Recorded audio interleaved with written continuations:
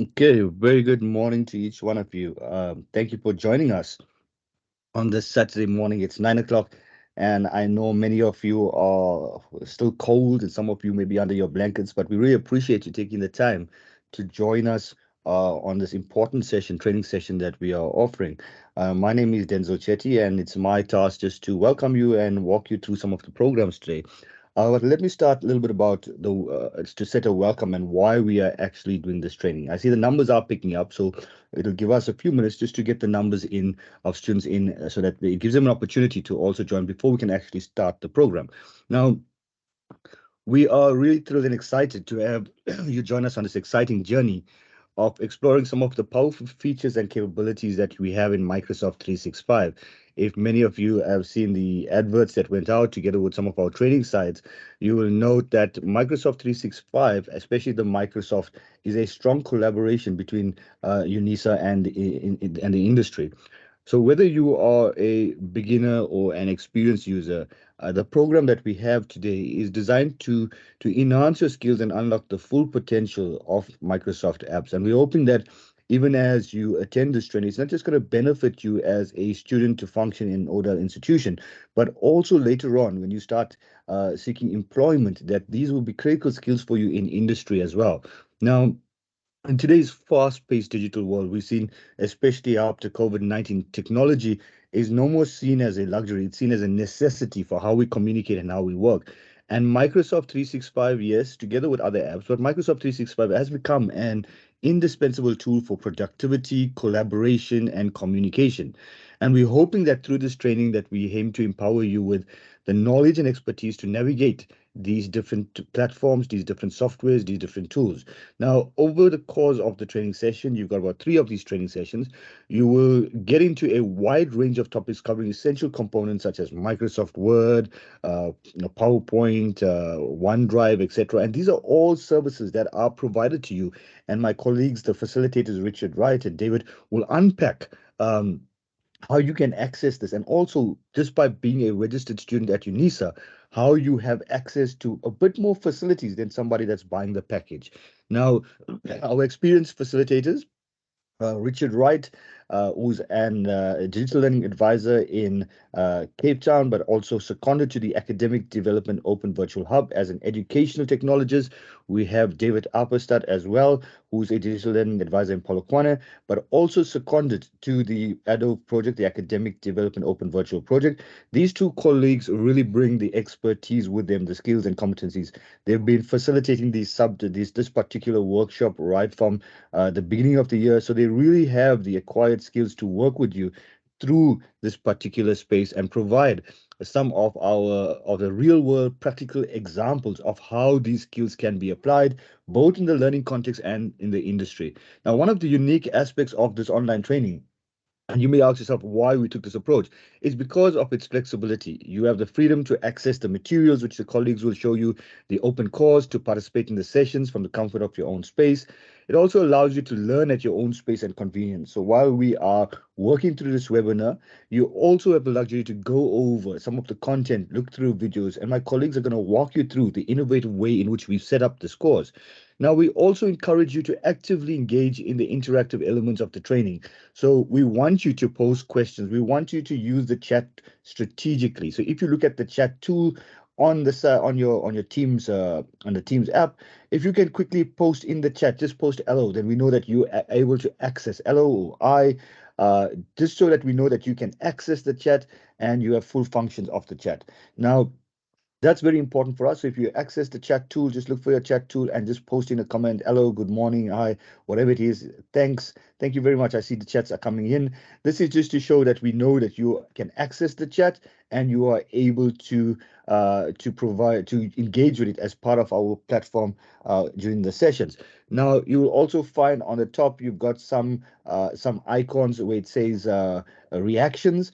And on that reactions, you can if you agree with something, you like something, you can simply post in your a heart or a reaction, thumbs up, And if you have a question, that's the interesting part about it. You can simply use the raise hand reaction, and the colleagues would then give you space to raise your comments. So thank you very much. I see the chats are coming in. Very good morning to all of you. The thumbs up are coming in. So that means we are ready to go today.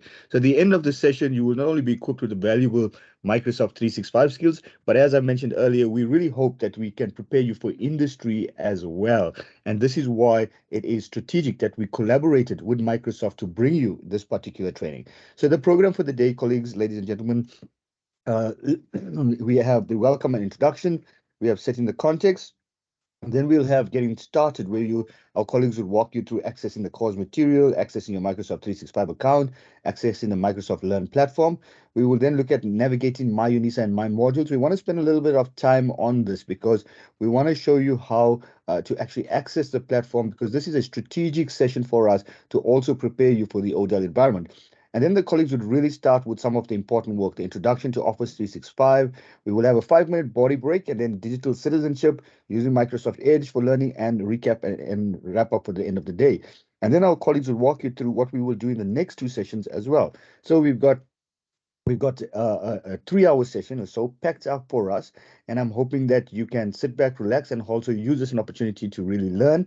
But as I mentioned, use this an opportunity to engage with us. Use the chats, use the reactions, so that it becomes an interactive session as opposed to a single session.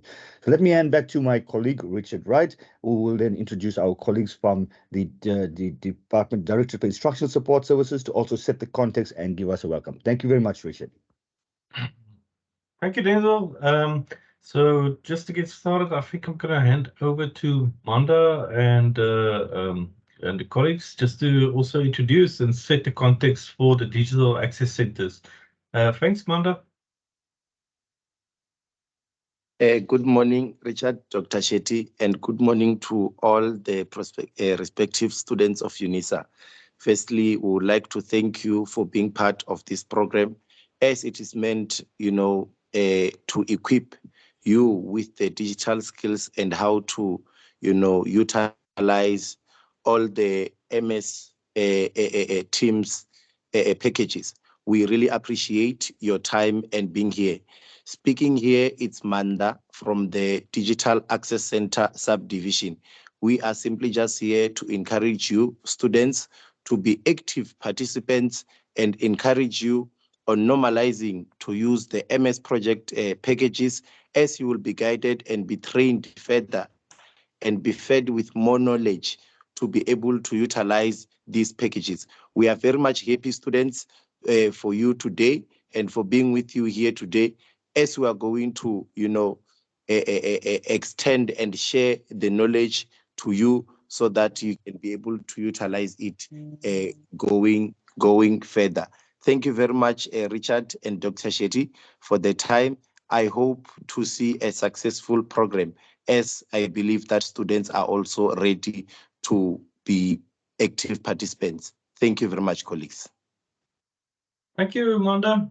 So I think we can get started. So as Denzel mentioned, please make use of the tools on Microsoft Teams. So if you've got a question, we will have later a little bit of Q&A session. If you've got any questions, just raise your hand. But most importantly, make use of the chat window. So it's the little chat icon. Let me just get my laser pointer here. So this is the little icon. Make use of this, please, to ask any questions. We will post all the links that we will be covering. And just also note, you will not be able to switch on your camera at the moment or your microphone. So you have been muted. So that is why it's so important to make use of the chat feature. And remember, there is also the emojis. So if you're feeling, oh, I'm a little bit left behind, raise your hand. We can then perhaps repeat something.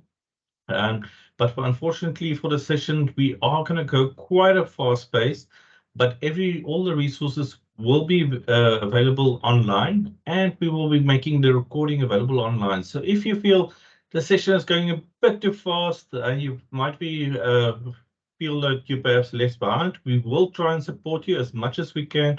But for the sake of time, we will have to continue with some of the aspects, but all the resources will be there available for you.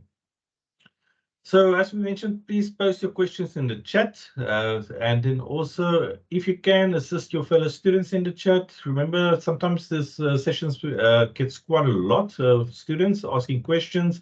So if you can, please assist your fellow student.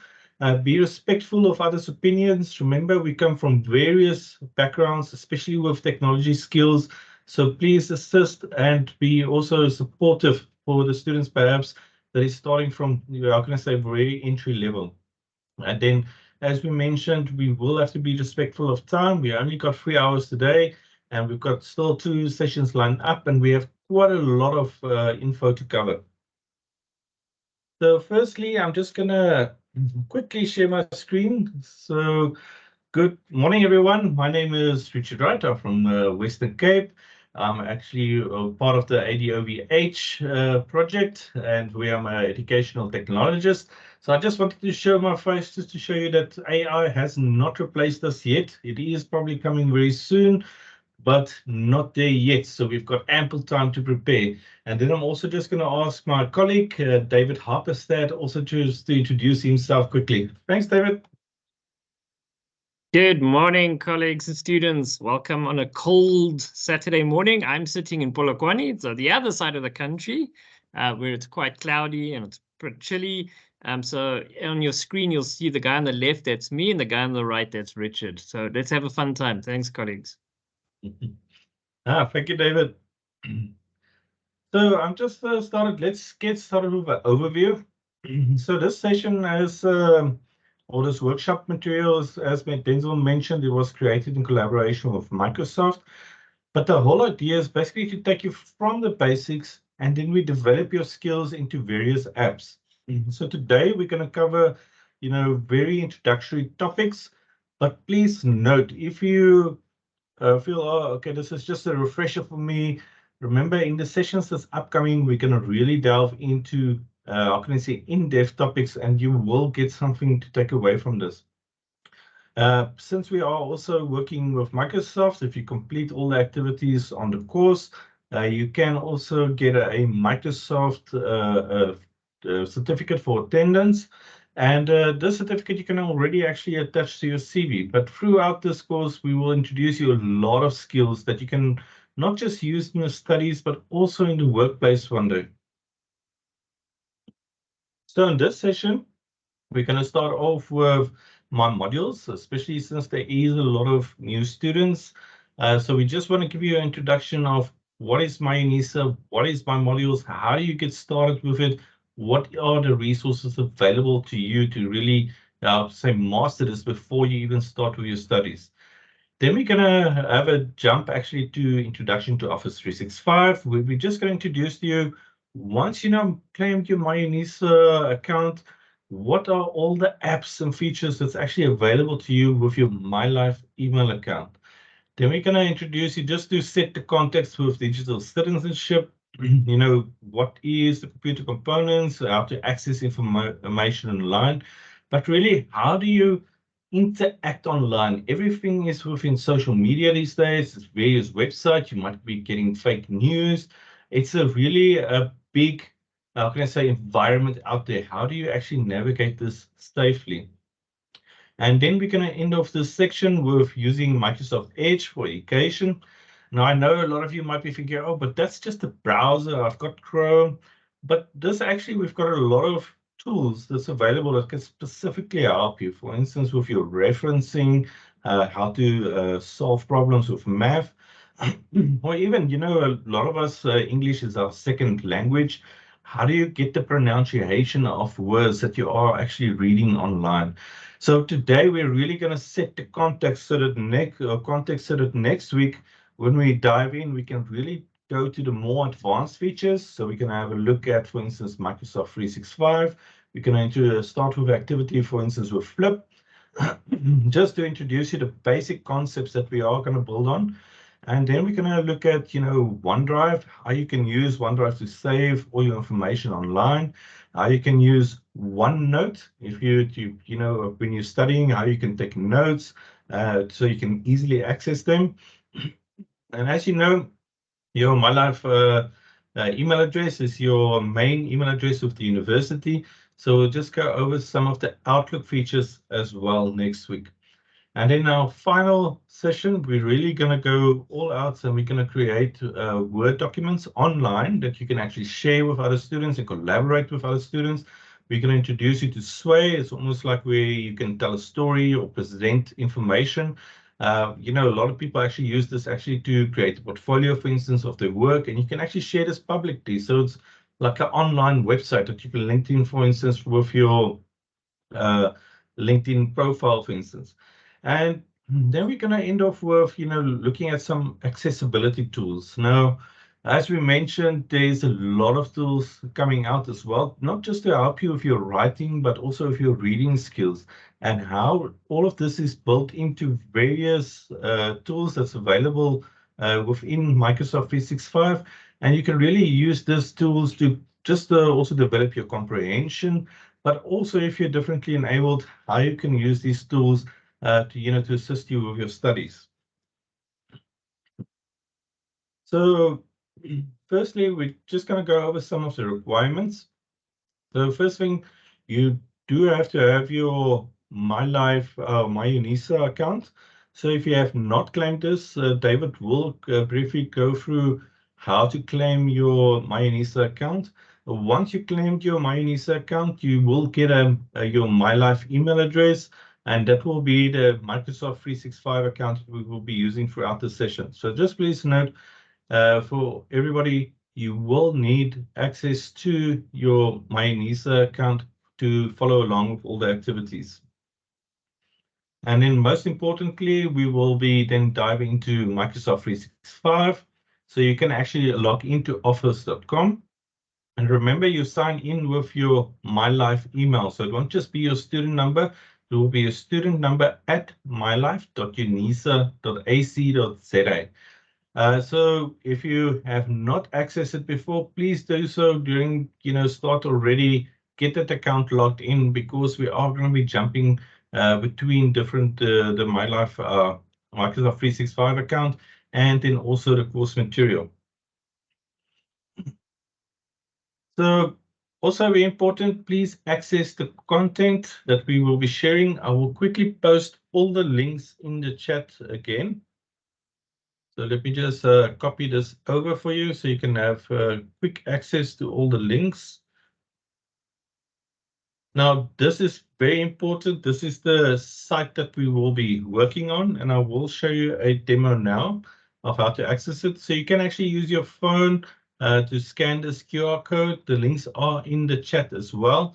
But if you type it in, it can be bit.ly/STU400. So it's a very short URL that you can also type in on your browser.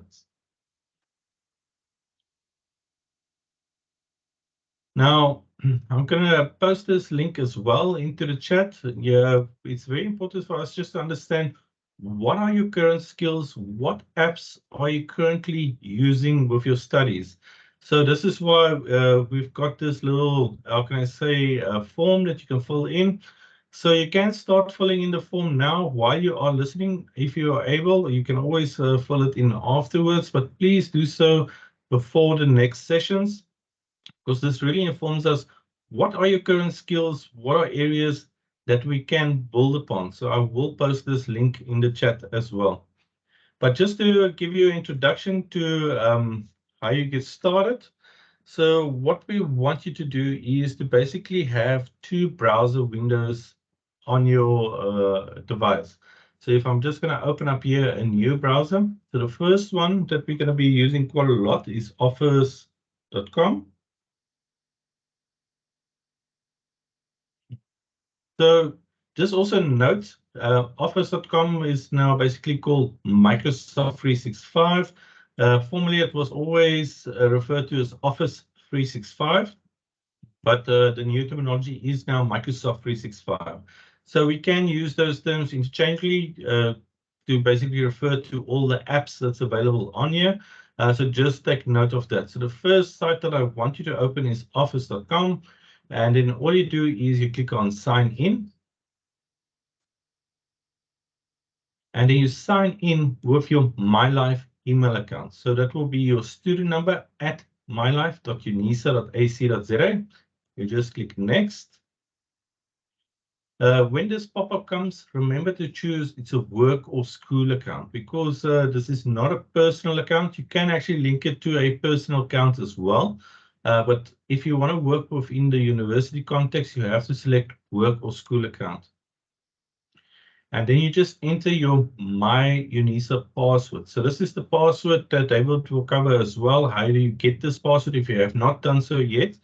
But remember, this password with your Microsoft 365 account is always the same as your My UNISA account. So when you change your My UNISA password, the password will update on your Microsoft account as well. And it also works, the opposite way. So if you go through Microsoft and you change your password will also change for My UNISA. So once you enter your password, you can just click sign in. If you are using your own device, you can select, don't show this again, and you can select yes to remember you.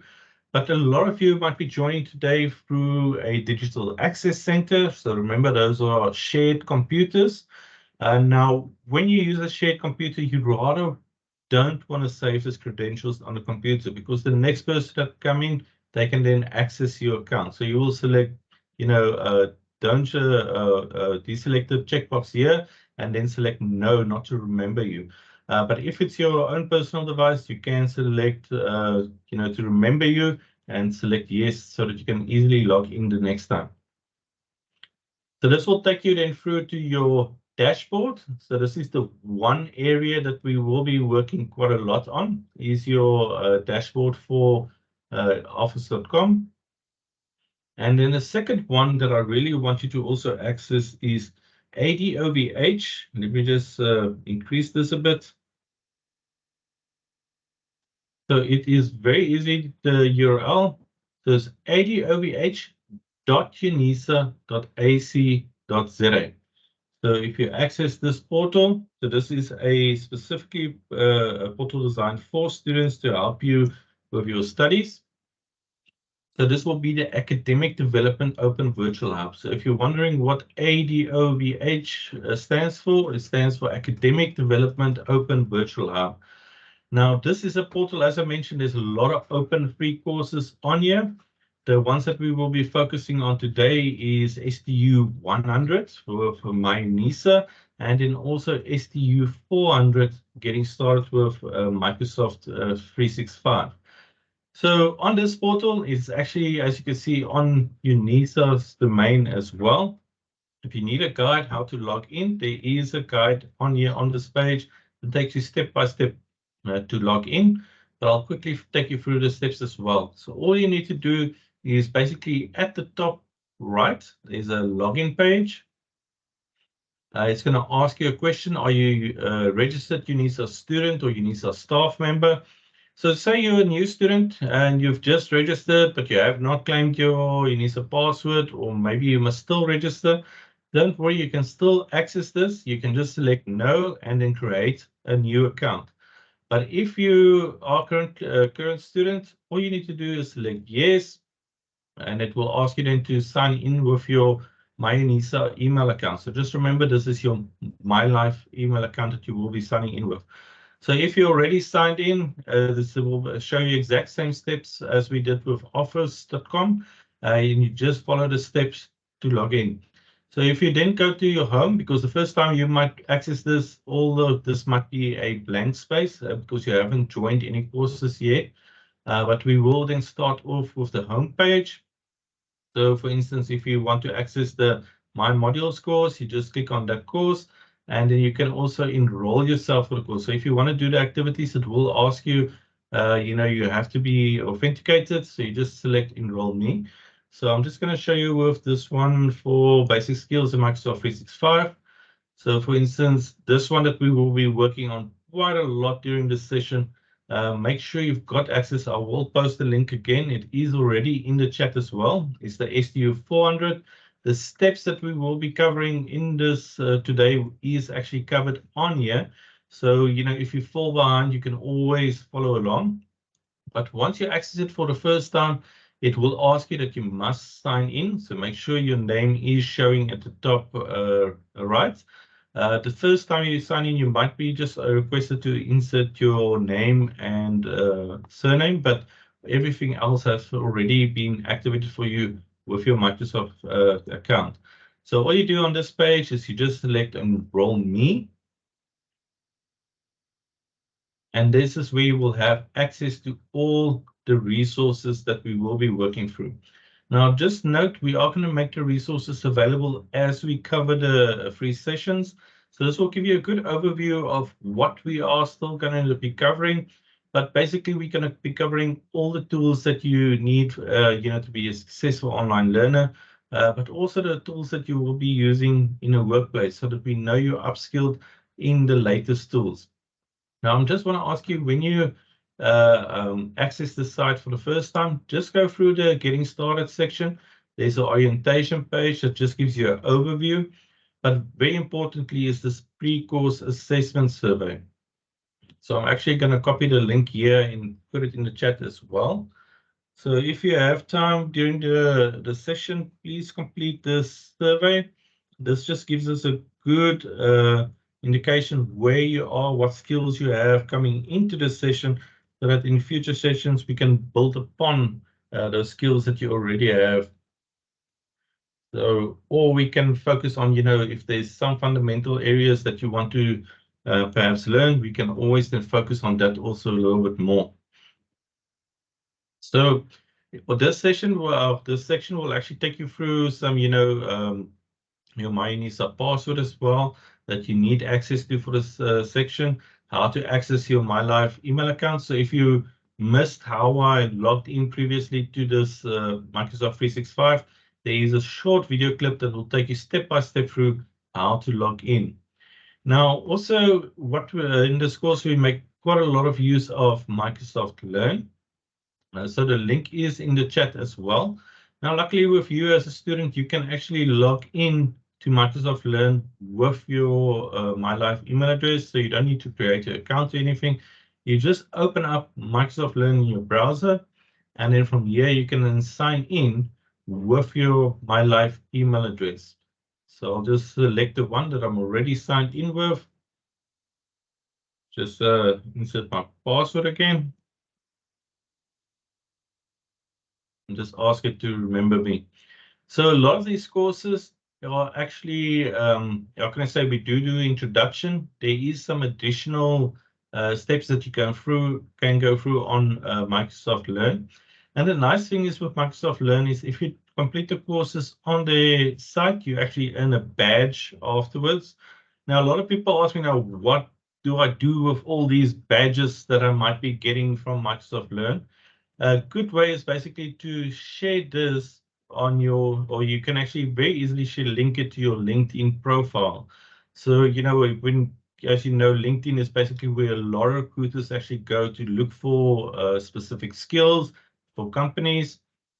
So if you actually link up these badges, it will tell you them already what you know, so that and that you are also a continuous learner basically in the workspace. So really make use of these badges, link it to your LinkedIn profile, just will open up your visibility and also start, how can I say, building your CV for the workplace one day. So please make sure that you have access to all three of these sites. So the first will be Microsoft 365 at office.com. The second one will be adovh.unisa.ac.za that you need access to. And then lastly is also Microsoft Learn. But the two that we will be working through, especially with the upcoming sessions, will be between the SDU 400 and then also the office.com or Microsoft365.com. Or Microsoft 365. But for this session, next session, I'm going to just hand over to David. He will give you a quick introduction just to MyUnisa. What is the UNISA context, the online learning management system? So especially for those that are new, especially new to online learning, just to give you an introduction to how do you navigate all these, how can I say, tools that we are using.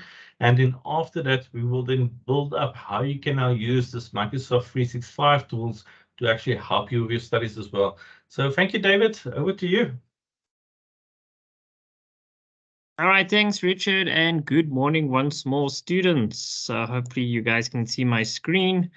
Yep, so there we go. So I'm going to be speaking now about my UNISA and my modules. So it's an introduction. So how this is going to work is I'm going to run through some slides showing you the different elements, but then thereafter I'm going to go and show you the practical site that you guys can access today and be able to work through all the different sections depending how long you've been at UNISA. So if you are here for the very first time, then this is definitely one of the places you're going to need to start.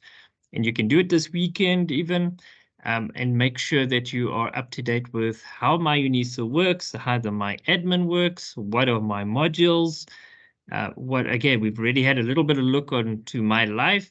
And then I'm just going to touch on about my exams, because towards the end of the year, you are going to be writing exams. So it's just a nice sort of overview to make sure that you can get ready, especially now when you've got the time before the semester kicks off and really gets too busy. This is a perfect opportunity to get involved with your studies. All right, so let's go for it, guys. So we're going to tackle firstly is my UNISA.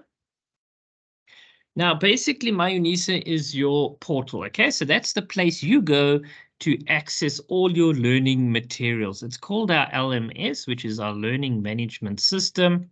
And we've got something called My Modules, where you find all the modules you've registered, and My Admin, where you find all the administrative aspects that you might want to engage in. Okay, so there's two different parts to my UNISA that we're actually going to work through. Then we've got the additional of My Life. Okay, so this is automatically created for you when you join my UNISA for the very first time. And Microsoft basically creates an email address for you, which we call the My Life email account. Now, there's a couple of things that's quite important to know. It does take up to 24 hours, although it could take a little bit longer depending on the time of the year when you're registering. Especially in the beginning of the year and you're new, it can be a little bit longer. So don't panic if your My Life email address doesn't work immediately, because it is in the hands of Microsoft and they will create the account for you. Now, very importantly, this is the email that you need to use. So once you get it working, please only use this one when you're communicating with the university, because the firewalls tend to block all the personal emails. So your Gmails and things like that get blocked, and we might not even get those emails. So just take note of that. Very importantly as well is the structure of your My Life email account. It's your student number at mylife.unisa.ac.za. So it's your student number at mylife.unisa.ac.za. There is no .coms, not .ios or .anything else. This is only what you need to type in. So trust me, we do see some very weird emails coming through where students are getting this wrong. I know it's quite long, but in the beginning, yeah, it'll take a bit of time, but once you get the hang of it, it's quite easy to remember. Okay, so it's your student number at mylife.unisa.ac.za. Now, how do we access my UNISA? Now, it's actually pretty simple. So the first thing is you're going to go to UNISA's website. Okay, the same place you went when you probably went to find out more information or wanted to register and apply. But this time you're then going to click on the My UNISA button. So it's over here or over there, either one, not a problem. It will take you to the same place. Right. Then claiming your login. So that will be the very first step that you can do.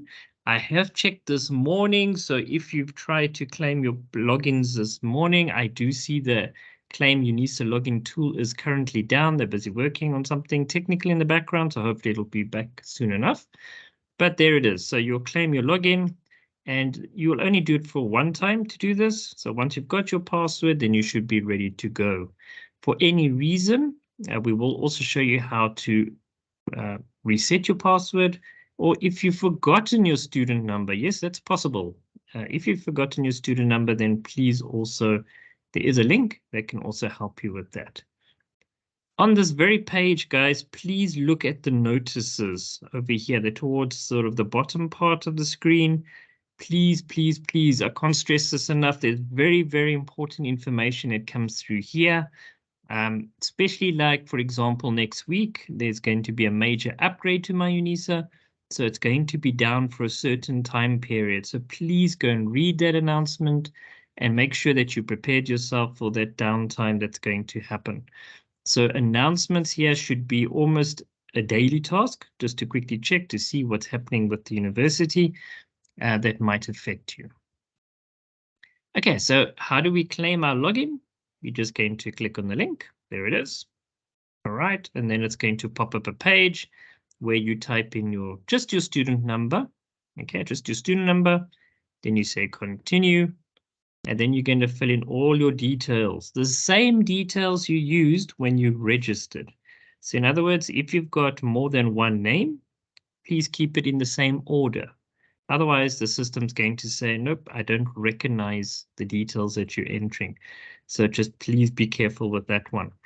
If you still do not come right, we will show you where to access the contact page, where you can contact the student admin to assist you further, or the CSE, which is our online support, the telephone guys, where you can also contact them that route. But we'll show you a little bit later that information. So once you've completed your information, just take note, it's ID number or passport. Okay, it's one or the other, not both. Right, then once you clicked on it, okay, and it accepts all your details, then you're just going to have to tick these 4 little blocks and then say acknowledge. So this is basically just saying that you must not disclose your password. So there it is. It says do not disclose your password to anybody, not even your wife or your husband, okay? In other words, this password stays between you and God. I like to just remind people that life happens. So today you're married, tomorrow you're divorced. And if the person has your details and they're malicious, they can do a lot of damage. So please keep the password only to yourself, nobody else. Right, so once you've acknowledged all these, you have to unfortunately tick them. Then it'll take you to your password page. It will remind you how your MyLife email address looks. And it will also say it has a cell phone record. And then it'll give you the structure of your password. Now, this one's very important. It starts off with 3 small letters, then 2 numbers, followed by 3 capital letters. Now, that's very, very important. For example, a capital O for orange and a 0, the number, look very similar, although one is skinnier than the other. So take note where those letters or numbers might be appearing in the password. So for example, if it's in the X, or Y, or the Z, then it's a capital O for orange, for example. If it's where the 1 and 2 is, then it would be a 0. So just take note of the format of the password. A capital I and a small letter L are also very similar. So take note again of those type of letters. Maybe just a good idea to take a screen grab of this when you get your password and keep it safe, so that you know exactly the structure of your email. Your password. It is case sensitive, so just take note as I'm saying. Okay, so that's easy enough. So you got your password, great. Now you can log into MyUnisa. Please take note, logging to MyUnisa you can do immediately once you get your password, but for MyLife there is a waiting period because they still need to create your mailbox. It's all automated, but it does take some time. So you just type in your student number. So username or user ID is just your student number, nothing else. And then you type in your secret password, then you can click on login. Okay, just remember it is case sensitive, eh? Right, so that's how you get into MyUnisa. Now we will still show you all the other things inside MyUnisa, but here we're just looking at the basics of getting going. For any reason, let's say someone sees your password, or maybe you've forgotten your password and you need to go and reset your password, then there is a Forgotten UNISA password link. It actually pretty much works exactly the same as the claiming your login. Okay, there's no slide for it, but basically it goes through steps 2 and 3, and then you will get your new password, normally via SMS. So make sure your cell phone number is always up to date. So if it does change, please go change it under My Admin. Once you log in, you'll see something like this. So just take note, some of the numbers might not be quite the same, so we'll maybe just update this. So to my modules and my admin, and then you should see your profile over here. And you hopefully will have your picture up, which we will explain a little bit later why that's important and how to do it. But there we go. So there we go. So now we're inside my UNISA. This is how it looks. Now let's explain a little bit something more about these two little guys. Now, obviously, my modules 2021, that was for a couple of years ago when students were migrating over from our old system to the new Moodle system. That's why we had this. So this was basically something you might not see because it's not really anything to do with you since the upgrade happened many years ago. So don't worry too much about 2021. But my modules really is quite important because this is where you're going to access your module, your assignments that we're going to submit. You're going to interact with other students. You're going to have your e-tutors. They're going to group you. So a lot of the academic stuff is sitting right over here under my modules. So yes, this is our new system. So that's why we refer to as my modules. And as I explained, 2021 is probably no interest to you whatsoever. Then my admin, this is the administrative side. So this is where your personal information is, where you live, your career address, your cell phone number, your academic record, which they can stamp and send to your MyLife email address. Okay, so all those type of features is sitting under my admin. So that's why it's also critical to understand what is here, how does it work, and how can it make your life easier in terms of everything that you need to access. Now, we do get emails quite often where students say, can you please send me my academic record? Guys, that is available in my admin. It will email it to you, and it even has the UNISA stamp on it. So it's an official document. So take note of those quick tools that can make your life a lot easier. Now, just going on a little bit more about the My Admin side of things. As I said, you can get your academic record, your biographical details, so where you're living, you can update it there. You can also change your password. All right, so if you want to really change your password, you're most welcome to do that. It will synchronize with your MyLife password. What we do suggest is, before you do any changing of passwords, make sure you can log into my UNISA and definitely be able to log into MyLife. Then if you really want to, although we don't recommend it, you can maybe then go change your password. It's up to you. During registration periods, yes, you can edit your registration and you can even add modules, but take note during the period of registration, not outside. So it is limited to the date period of that specific semester. Your financial details, you can go check and see what's happening there. You can track your parcels. If you've, during the registration period, you indicated that you would like the courier to deliver it to you, then yes, you can track it. Otherwise, it will be online. And then, of course, if you do need to do this, you can do a study fees quotation. So there are quite a lot of information sitting under my admin. So it's quite important for you to make sure that you can definitely get in there. You can also see some more information like your assignments, your results. So there is an element there that you can actually go see what's happening. Definitely exam timetable and results will also be found under the My Admin tool. Now take note, your exam timetable, guys, that's also where you will be able to see when you're writing your exams and also which proctoring tools you're going to need to know. And that all falls under the My Exam section, which is something we will definitely be hosting training on later on in the semester. Now, just to go back with regards to changing your password, now, as I did recommend, please make sure you can log into my UNISA and MyLife before considering doing changing of your password, although we do not recommend it. So there you'll see there's a password management option. You click on change password. Now, there's a little bit of a catch to this. You're going to type in your old password. You'll type in your new password twice to make sure it's definitely the same. And then you're going to click on submit. So do this very carefully. Just click on once, submit, and then you'll see in green, there's a green little tick that says the password has changed. So it's not going to do too much to say your password's changed. So just take note of that because some people don't actually see this popping up And then they type it in again and they click submit, and then the system says it's an error, and then now they don't understand what's going on. Okay, so just take note of this little guy. So if it pops up, just keep note, and if it's ticking green, then yay. If it's red, then it means you've done something incorrectly here. So just take note of that little chap over there.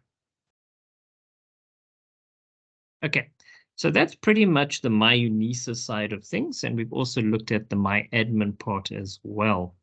Just to, if you maybe have joined us a little bit late, what I'm doing is I'm just going to go through some of the basic slides, and then we're going to go into the practical course that you will be able to access. All right, so excuse me. All right, so module. Now, when you register at UNISA, what will happen is the system, the student system, will say these are the modules, and it creates the course code that my modules will use. So when you log in, you're going to see your module code, you're going to see the year, and you're going to see the semester. So this is basically how the whole module code works. All right, so it tells you where you're at and which year you're in. So this is where all the information is going to sit, your tutorial letters, your announcements. So you need to access this pretty much almost daily just to see what's happening in your module. And there's quite a lot of things that you're going to be able to do. So that's your official site. Then you've got an e-tutor site.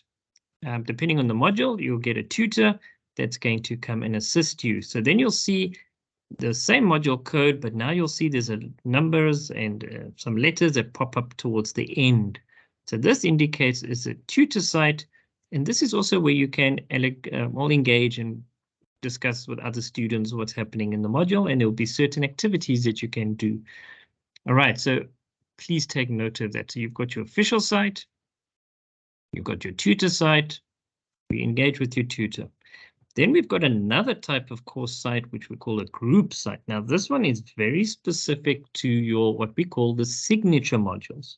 So each college has a module that requires you to do absolutely everything online with other students, but you get grouped. Now, this ones or these modules, the lecture themselves, their team will group you. So it's nothing that you need to do. Even with the e-tutor site, you don't do anything. They will do it from their side. The academics will do it from their side.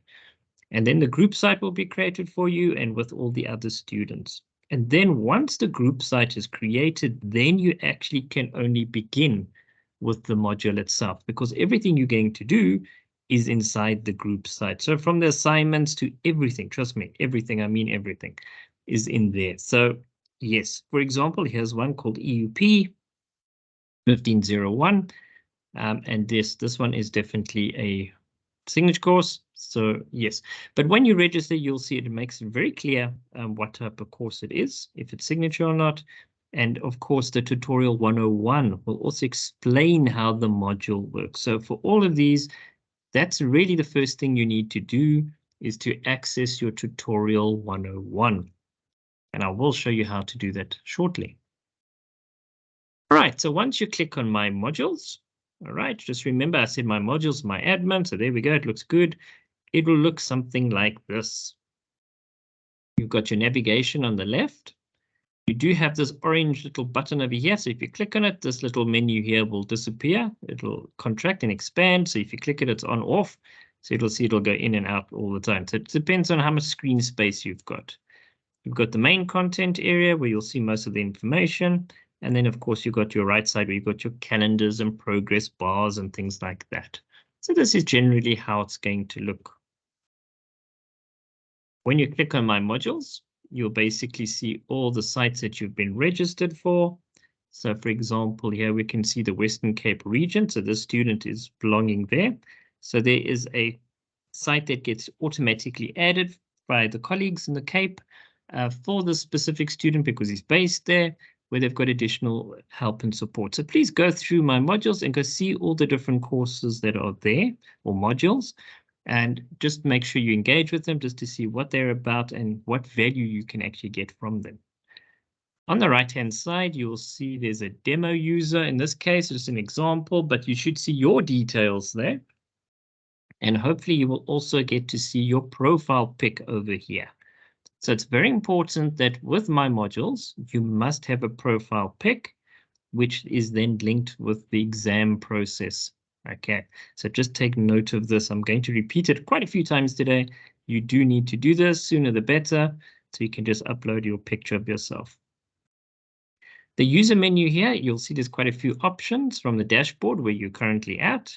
Then your profile, your grades, you can even do direct messaging and preferences. Now, some of these tools are still being rolled out, so you might just need to use My Life in the meantime to contact the lecturer.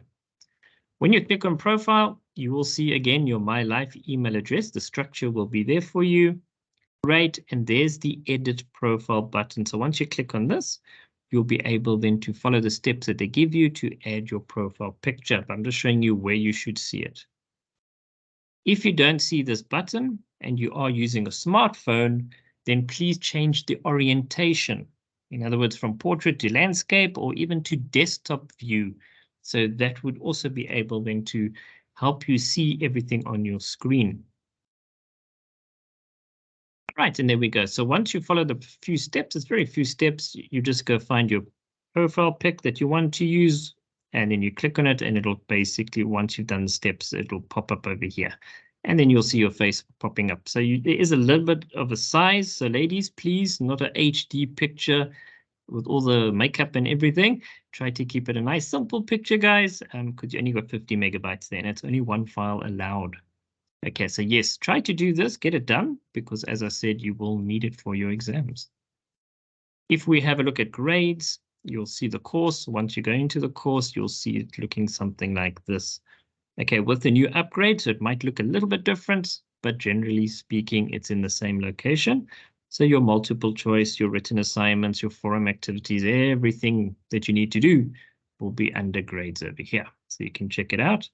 Although it is moved to My Admin as well, so you might just need to check on My Admin side. Then have a look at your calendar. Okay, so that will also be on your dashboard.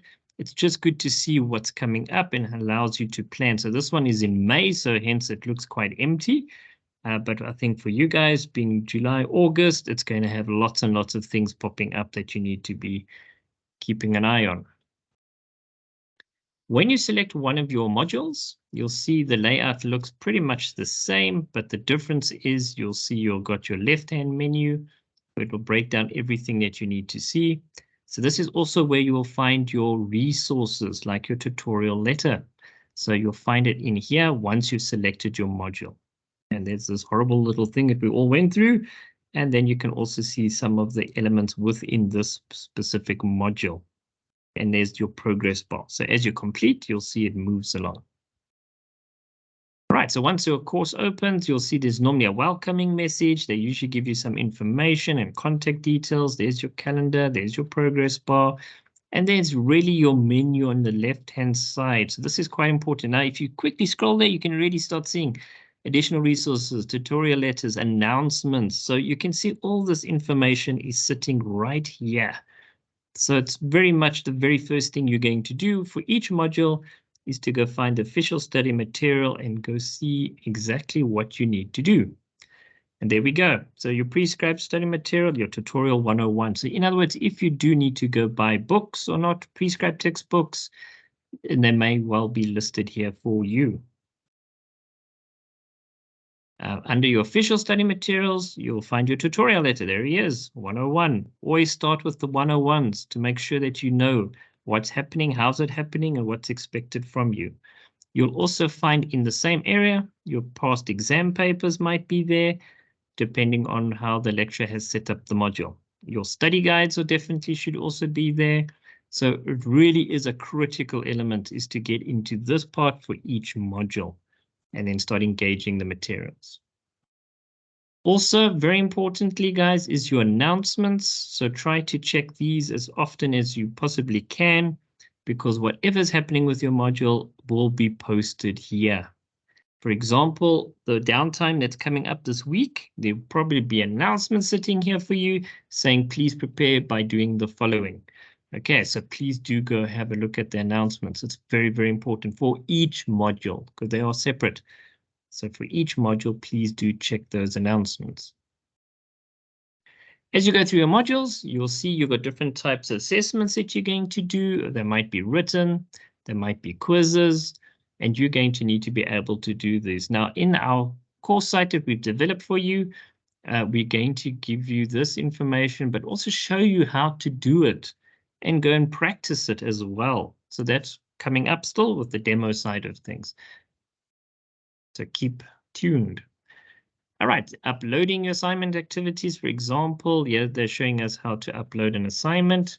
So basic steps, but of course, there's more steps than just this. Yeah, we're just showing you this is what you're going to be covering in the course. So definitely one thing you must be very careful about is the type of files that they want you to upload. I know PDF is the preferred format. You can download your Adobe for free. It's not a problem. So make sure you know how to save from a Word document to a PDF document. And I think we will be covering that type of thing on the third day or second day, next Saturday or the Saturday after when we do Microsoft Word. So do join us again because that's quite important and it's so easy to do as well. So saving PDF. But again, this is just an overview, guys. If you joined us late, we are still going to show you the practical elements. Forum activities. So you'll see there's activities that you need to do where you post and then you'll see other students' replies as well, and you'll interact by clicking on the reply for their post. Okay, so this is also one of the tools to get you interacting. And here we go. So here we go. We've clicked on reply. You can type in your answer, or if you can click on advanced, then you just get a little bit more features that you can actually use then, like your bold, your numbering, and things like that. Adding a picture, if the forum activity requires that from you, of course. All right, so just take note of the advanced feature. Okay, now I've been showing you quite a bit with regards to an overview of MyUnisa and MyAdmin. So now what I'm going to do is, now as Richard showed you already, I'm going to zip along and I'm going to go to the Adolf site. So if you guys did join us a little bit late. All right, so here we go. So I'm going to go to the website. This is the website. It is in the chat, so you can just copy it. All right, so once I'm here, I scroll down a little bit. Just take note there is a login how-to guide, how to log in. If you knew, maybe you just missed it. And I'm going to go down and down and down until I find STU 100 basic skills in using my modules on MyUnisa. So all I'm doing is I'm going to click on it. Okay, in your case, you might need to click on the self-enroll because I've already joined the site, so go straight through. And then what we've done is, guys, as Richard explained, you need to start with the welcome. So just read, don't skip anything. I can't stress that enough. Don't say, oh, I need to go to lesson 5 and you haven't done anything above it. Rather work it systematically, going through each element. Right, and then it explains exactly what's going to happen from section 1 to lesson 1, lesson 2, lesson 3, lesson 4. I know this is getting excited because now you're already saying, David, oh, there it is. Now I want to edit my student profile picture. Okay, yeah, it's good. I'm glad you're excited, but please work through each lesson. So if I click on lesson 1, for example, it opens up and then you're going to scroll down. And there's exactly the information I was just sharing with you in the slides, but in a lot more detail. Here we go. And what we also did is we put in a video to also explain different aspects. I'm just going to jump along a little bit. Okay, so you might recognize that voice. That's Richard's voice who was speaking earlier. Okay, but there we go. So students, there we go. So what we've done is, as you see, we've given you the steps, step by step, how to do it. And we've given you the video, which is exactly the same thing, but just in a different format, but it's totally up to you. So the most important thing is, and this is why I'm saying, don't skip anything. Work through it, understand it, and then move on to the next lesson. So this is very important. All right, and there you can see. So everything I've shared with you today, there it is. Absolutely everything, and even in more detail than what I did. Okay. So yeah, so this is how it's going to roll. So once you get to the bottom and you've worked through everything, you understand it, you've logged in, then you go to lesson 2. And this is also why Richard said it was important that you have one tab open. For example, let me just jump along to MyUnisa. And you have the course site. So as you do something here, then you can go practically apply it here. And this is what I was saying about notices, so please take note. We even made it in bold. All right, so have a look at all the announcements that are popping up here as well. All right, so this is how this works. And now it's quite a long, it's going to take you about 6 to 8 hours or so to work through this materials, but it really, really will benefit you. It will get you comfortable. You'll understand where everything is sitting. Okay, as I said, so there you can see the videos and then how it all works. So guys, this is a critical resource in terms of getting ready with my modules. Just to show you, I just want to jump along. Now I'm doing what I said you shouldn't do, but there we go. So here is how the steps go with regards to adding your profile pic. And there we go. So we say, tell you step 1, step 2. So it's just a matter of following it, uploading your profile pic, or watching the video, but doing it practically. So as you watch it, you'll jump between and jump to the course to understand all the steps to make sure you're not missing anything. Also, what's very important from you guys, and we really need this information, please do the pre-course assessment. And once you get to the end of the course, you'll find there's a post one as well, a survey. Please do fill them in. It will help us develop this further to make it even more interactive and better for you.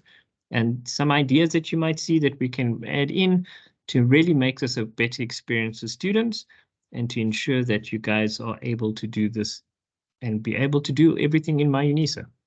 We also do have some downloads here for you, so you can check them out. For example, the app, just please make sure you're downloading the correct app, okay?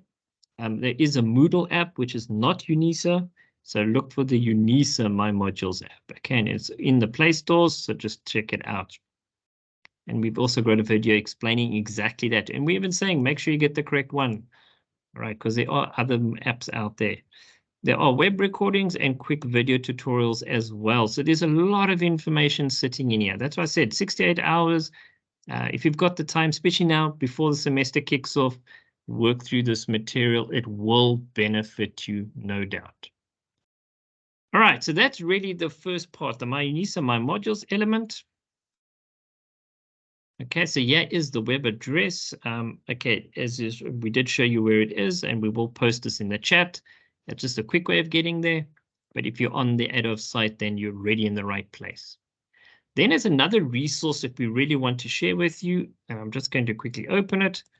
So it's go to bit.ly/MyUnisa step. So what we did here is the team created this wonderful PDF document that will upload. Okay, it's a little bit big, but it will so just be patient with it. So once it uploads, you'll be able then to see here, and what they've done is they've created it very nicely to say what is my modules, how to log in.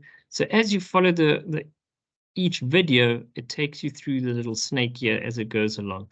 So this is another way of just getting comfortable with different resources, depending on what device you're using and depending on when you can access the information. So again, we've given you this as well as a quick guide just to see if there's something specifically that you want to quickly look at, or you might want to share with a fellow student who may be struggling with something. So yes, please do share this as well with everyone else. As I said, please make sure you download the correct app, the one that says UNISA on it, okay, and not just Moodle, because Moodle is something different. It's a bigger development.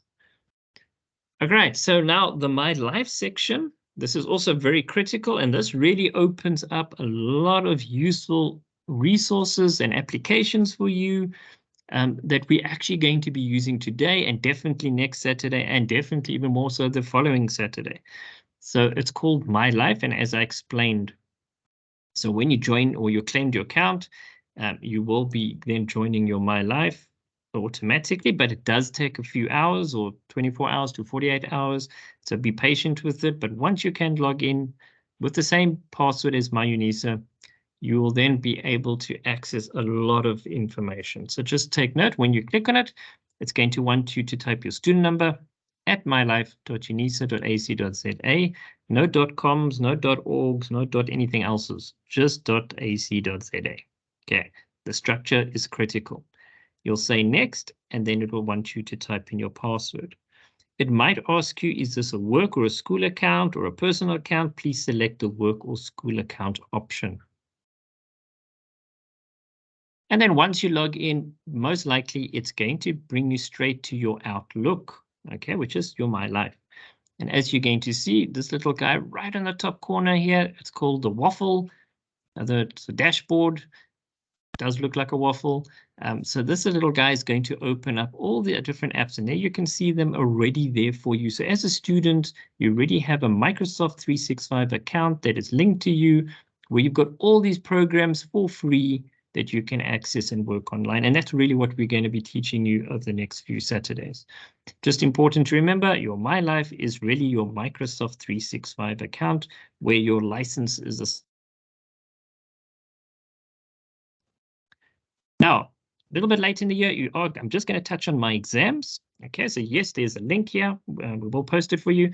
Now, before you get too excited about exams, what you need to know is it's good to know where the resource is, right? So I'm just going to quickly paste it in.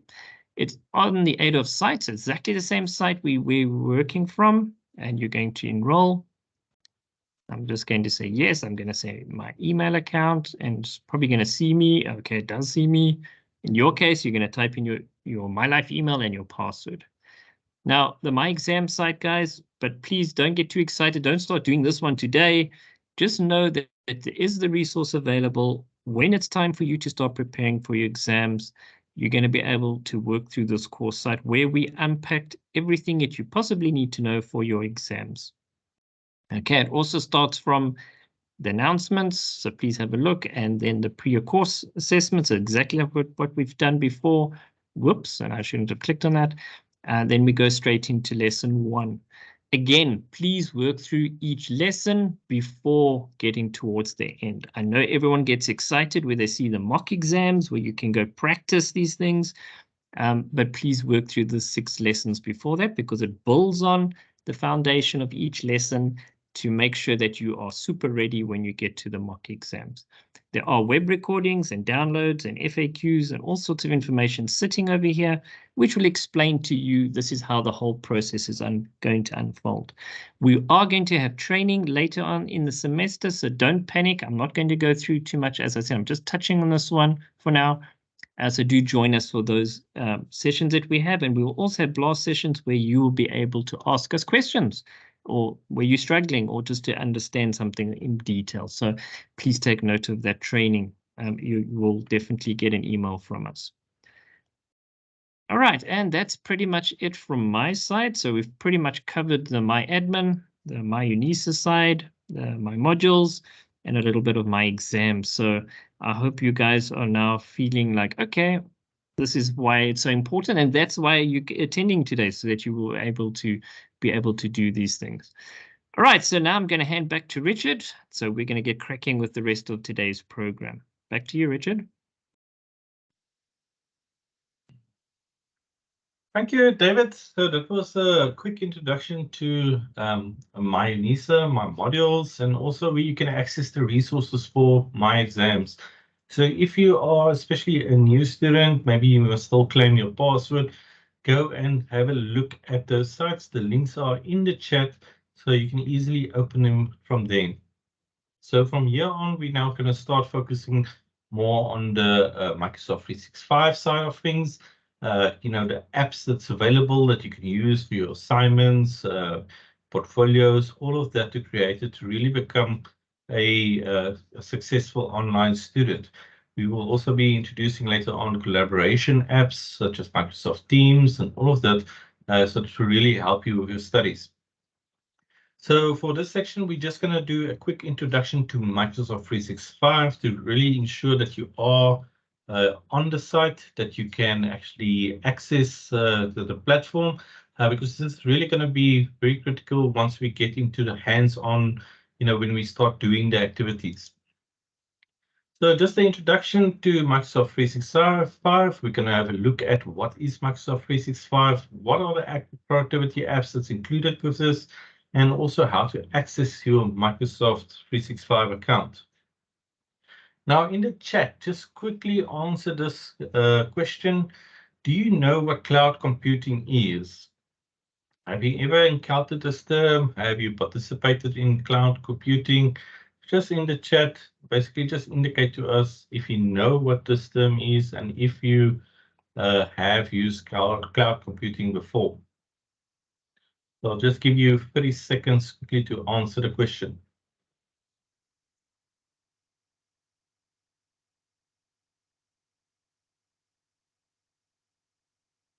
Remember to make use of the chat as well for any questions that you might have. I see there's a question, please explain the MyExam mock exams. So mock exams are basically where you can test your proctoring tools. So for instance, say you're doing Moodle proctoring or the Invigilator app. So it's basically where you can go test it out. So it's set up a lot like the actual exams, but it's really there you can go try it out. You can do it, I think, almost 10 times that you can submit, just to make sure that you understand exactly the steps that's involved with the actual exams.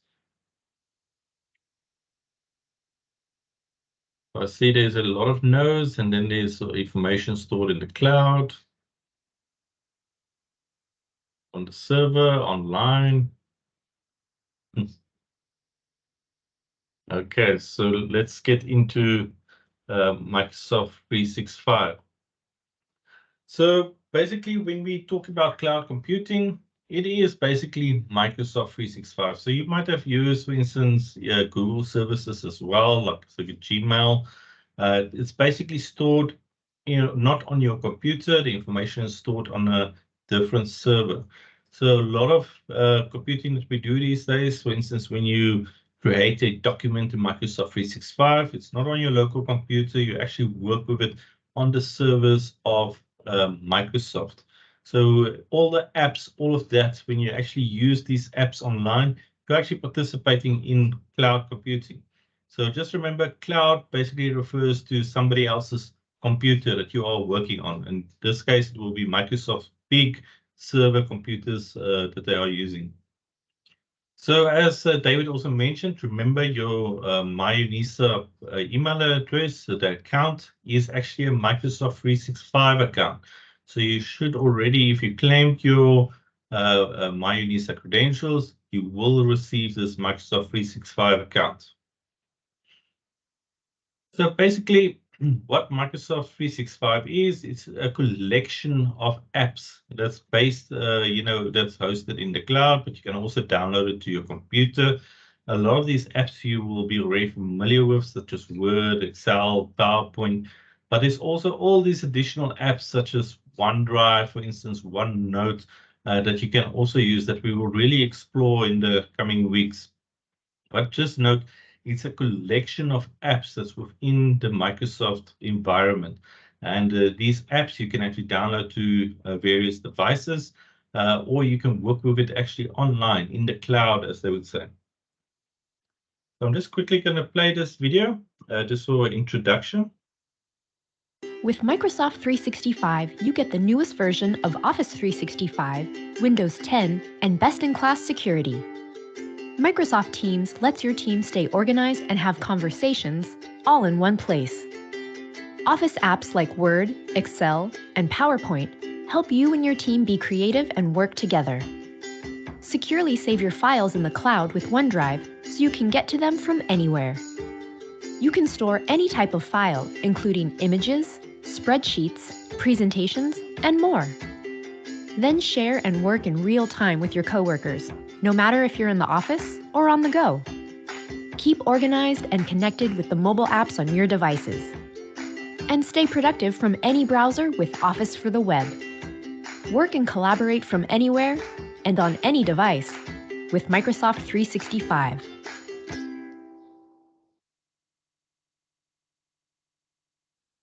So as you can see, there's a lot of apps that's to do with this, and it's all about, especially when you're working on, cloud apps, it's very makes it easy to collaborate. You can version control, and we will explore in the coming weeks all these different apps and how you can actually use them.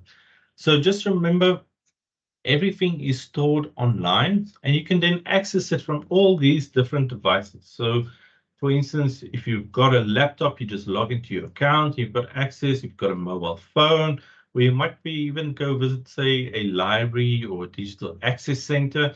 and you just log in with your account, and then suddenly all your files are there. So, you know, in the past, we used to carry around USB sticks, and you save all your files on the USB, and you carry it from one computer to the other.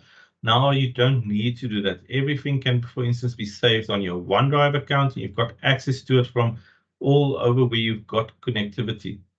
Now, especially if you are still using a USB, I'd really advise start moving to OneDrive, save your information there. We get a lot of students that work with USB devices. They start with their first year, and then usually when they come to the third year where everything is saved on that device, that's when it crashes. Now, when you're working with Microsoft 365, you save it online in your OneDrive account, you know it's safe and you can always access it. So just please make use of it. Now, as you can see, there's a lot of apps that comes with Microsoft 365. So we will explore the most prominent ones that you will be using. But luckily, you know, with your account that you have, you've got access to all these apps. So if you, for instance, a more advanced user, you want to go test out Power Apps, you can actually go do that. There's this Power Automate where you can create workflows and actually almost program, you know, certain tasks to be done. And I really, you know, advise you, once you get familiar with the basic apps, go and explore these ones, because these are really the apps that once you go into the workplace, you will use exactly the same apps. And luckily, you've got access to all of this already, so you can actually prepare yourself for the workplace one day. But also, a lot of these apps can actually benefit you with your studies, you know, research, how you compile your documentation, how you collect information so that you can quickly access them. So the most popular apps, so as you might know, is Outlook. So when we talk about your MyLife email, this is actually an Outlook account. So it's almost like Gmail, but it's now just the Microsoft version. And this is the Outlook, I could say that app that we're using for emails. The next one is to where you save all your files. That will be OneDrive. So this is, you know, when you create presentations, Word documents, you can all save it on here, and you know you've got access to it from various devices. Then when we start collaborating, say in bigger teams, especially if you're going to go, for instance, postgraduate, a lot of it might be group work that you need to do, then Teams is a great place for this. So we're actually connecting today on Microsoft Teams, a meeting. But remember, just Teams has got all these other aspects to it as well, really catered for collaborative working, and we will explore this in the future. Then OneNote. So if you like to keep lists, you know, quick references to certain aspects, maybe you research something and you want to save that information somewhere in one space, OneNote is very good for that. I mean, you can even, you know, for us in the workspace, we have to remember quite a lot of, you know, aspects of questions and procedures. And if you save it all in one space, it's very quick to access it. You can access it through your mobile device. You can do it through online or with the app on your computer as well. Now, these three you're probably familiar with. So this is Word, PowerPoint, and Excel. So this is really the apps that you create for documents, and you can edit documents. And the ones that we will explore is Word and PowerPoint. And really, we're going to focus on the online versions and the tools that can really help you with your writing in Word, but also in PowerPoint, how you can quickly create designs automatically. So you don't need to go worry about, you know, how it looks. That can actually be automatically generated. So you focus more on the content. So we've got forms on here as well, especially if you're going to be doing research. Maybe you want to do a survey one day for your research, and you can use forms. Now, one app that's not listed here that we will also be looking at is Sway.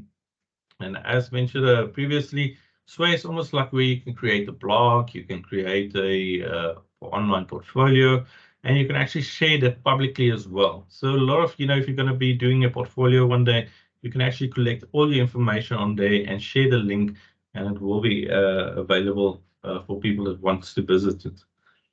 Now, you might be wondering, you know, why would I be using this? I've got a computer, I can save it on my local hard drive.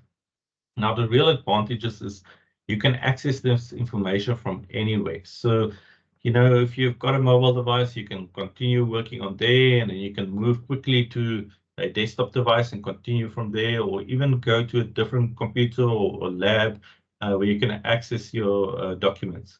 The second thing is you can collaborate on documents in real time. So for instance, you and somebody else can actually work on one Word document, and you can actually see where they are typing, where you are typing. So it just makes it a lot easier when you do, for instance, group work, that you can actually share your document and everybody works on the same document and the updates come through live. Now, a big thing is also documents are saved automatically. You know, a lot of times when you work, you get involved in your work and you forget to save. And then suddenly load shedding, for instance, kicks in, the computer switches off, then you lost all that work. Now, what's great about when you use these online apps and you signed in, they actually save automatically, but they're also version controlled. So you might find sometimes, say you answer an assignment question, an essay that you are writing, and you write, say, a paragraph, and then you realize, oh, wait, you know, maybe you've got a different idea, you delete that paragraph, you start writing again, and then you realize, wait, that was actually a good way of phrasing it. Now you want that paragraph back, and that's where version control comes in. So you can actually go to previous versions as it was saved, and you can retrieve that information. Now, also a big thing, your files are secured and they are safe within the Microsoft 365 environment. You know, it's even more than when you're using a local computer that can perhaps be hacked. When you use this Microsoft 365, you know it's in the cloud, it's saved, and it is also secured. It's got, you know, two-factor authentication that can be enabled, all of that. And then, as always, you know, you can actually join classes online and workshops, but also, as mentioned, it's easy to share documents. So, for instance, a lot of the activities that we will look at is how do you actually use these documents online, and then also how do you easily share it or convert it to a PDF and all of that aspects. So, how to access Microsoft 365? So as we showed earlier, it's very easy. You can just go to office.com or you can go to portal.office.com. So there is two ways. The easiest way is office.com, but we will show you again exactly how to log in. And remember, when you sign in, you just use your MyLife email. So it will be your student number at mylife.unisa.ac.za. Now, just a note here as well, when you log into office.com, you're on the main dashboard, you can actually download the apps. So for instance, if you want Word on your computer, for instance, PowerPoint, you can actually download to your laptop computer, but you've got also access to the apps in the app stores. Now, I just want you to note here, we've got, for instance, Google and we've got iOS. So a lot of you might be having the Huawei devices, cell phones. Remember, those aren't supported necessarily by Google Store. So just when you buy a device, make sure it supports one of these, because Microsoft does not support, you know, other operating systems. So that's why it's a lot, you know, to know that it's working. Always have a look. What are the app store that's being used on the device, and make sure it's either Google Play or it's an Apple device, it's got access to the iOS store. So what we're going to do now is just, if you can, just follow along on your computer. We will be logging in to the portal, and then also just show you how you can access all your apps. So we will take you step by step through it. So for this activity, we're going to log into office.com. We're going to use the app launcher. That's the waffle icon at the top left that was shown already. And then we're going to just have a look through, you know, the apps and also your documents that's available on there, and also how to look at your profile. So I'm just quickly going to open up my browser. Now, one thing I do want you to do, though, is remember these introductory information is available online. So I'll share this link again in the chat. So all the steps are on here. So if you can't do it now, just go reference it later. If you scroll down, for instance, on this site, we're currently on Introduction to Microsoft 365. So if we have a look at this, there is actually a video that you can watch. The presentation that we did now is also available here, so you can download the presentation as well. And it links to a Microsoft Learn platform as well. So if you want to go earn these badges, link it to your LinkedIn profile, just log in with your MyLife email, and you can actually do all these courses and earn the badges from Microsoft Learn as well.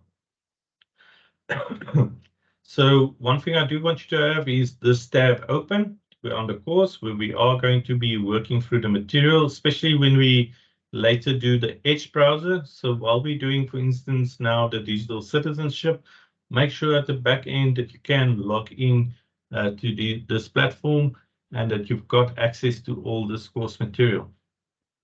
Now, as we mentioned previously, you just go to office.com. So since we logged in already, so just make sure in the top right, you can actually see what account you are currently using. Now, as we mentioned, the waffle icon, let me just make this a bit bigger for you.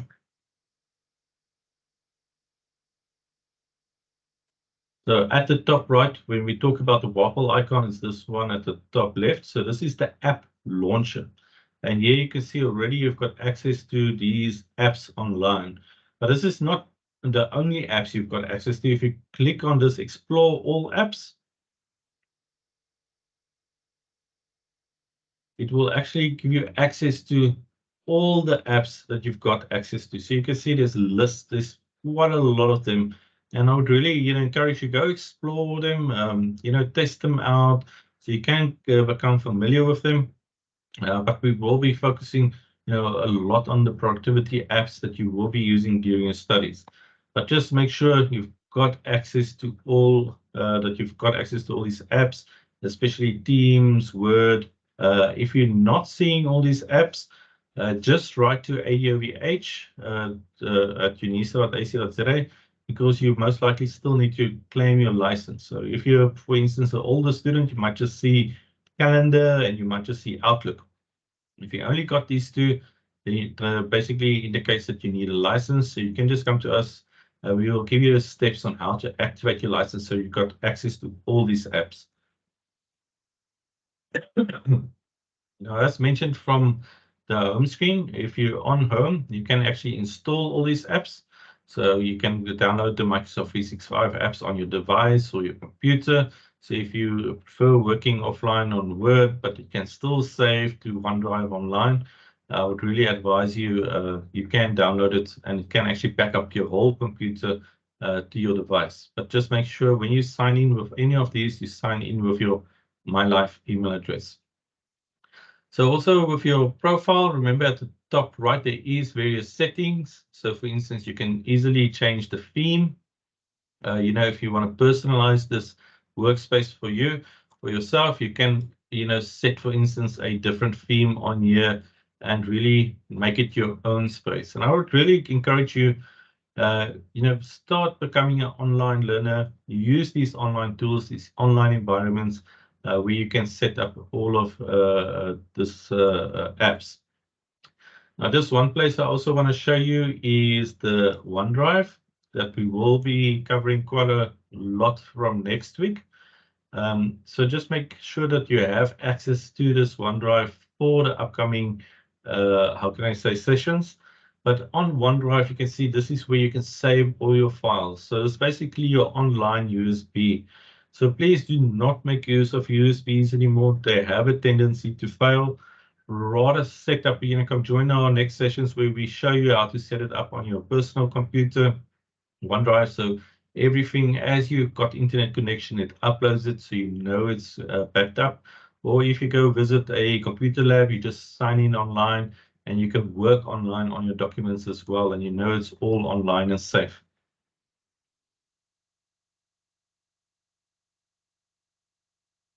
So before we head off into the next section, please make use of the chat if you have any questions, if you perhaps have difficulty accessing any of these pages.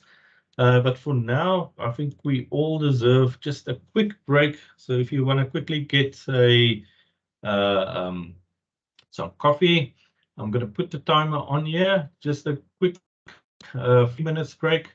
And then we will continue with the digital citizenship. Remember, use this time in the background to make sure you've got access to the course material and to your Office 365 account, so that when we go into the next section, especially from next week, we're going to focus just on the apps that's available online. But for now, I'm just going to give you 3 minutes to quickly grab a cup of coffee or get some warm blanket. And then also, if you've got any questions, just post them in the chat. We'll see you in 2 minutes.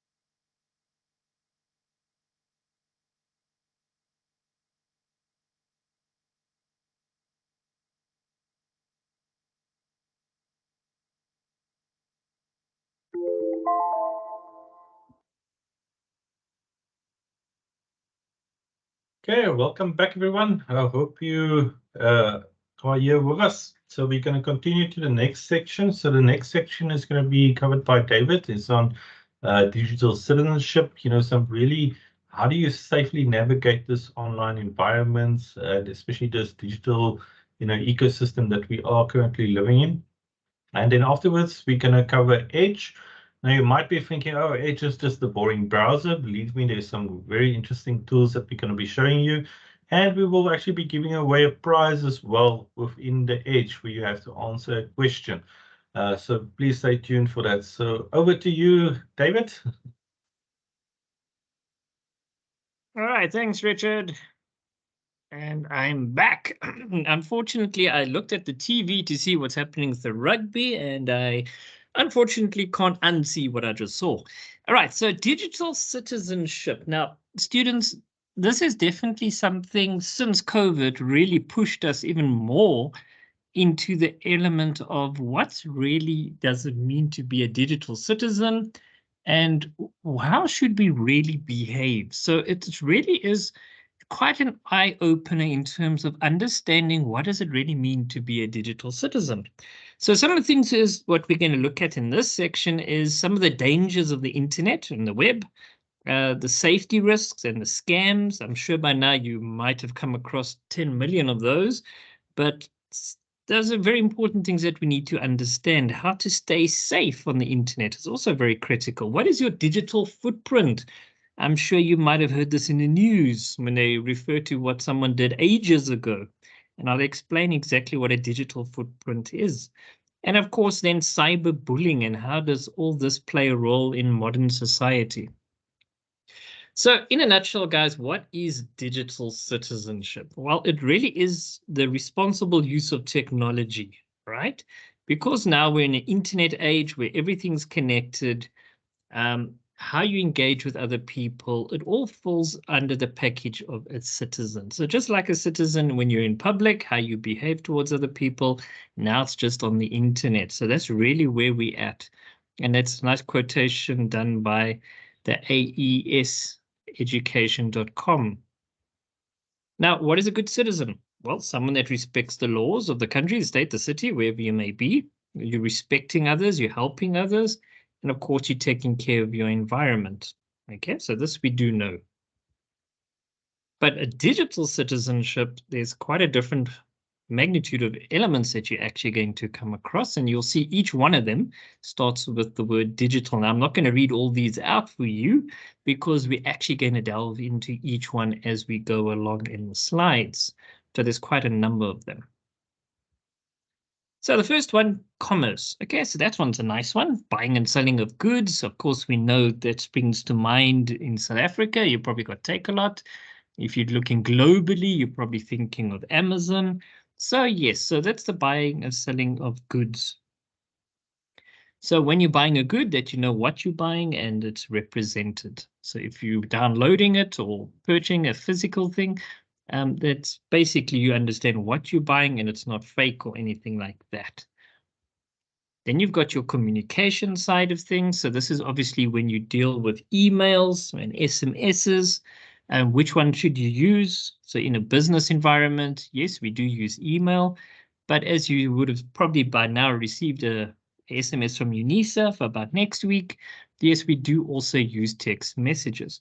Of course, now when you're writing emails or SMSs, we do have that SMS language. So please do not use that SMS language when you communicate with your academics, your lecturers, or your fellow students. You must try to use proper English sentences, eh? And not the WhatsApp languages. So yes, so communication is definitely important to make sure you use it correctly.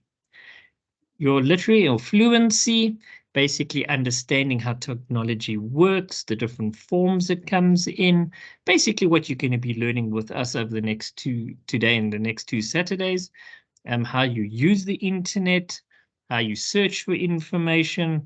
So that's another element of digital citizenship. Your health and your welfare.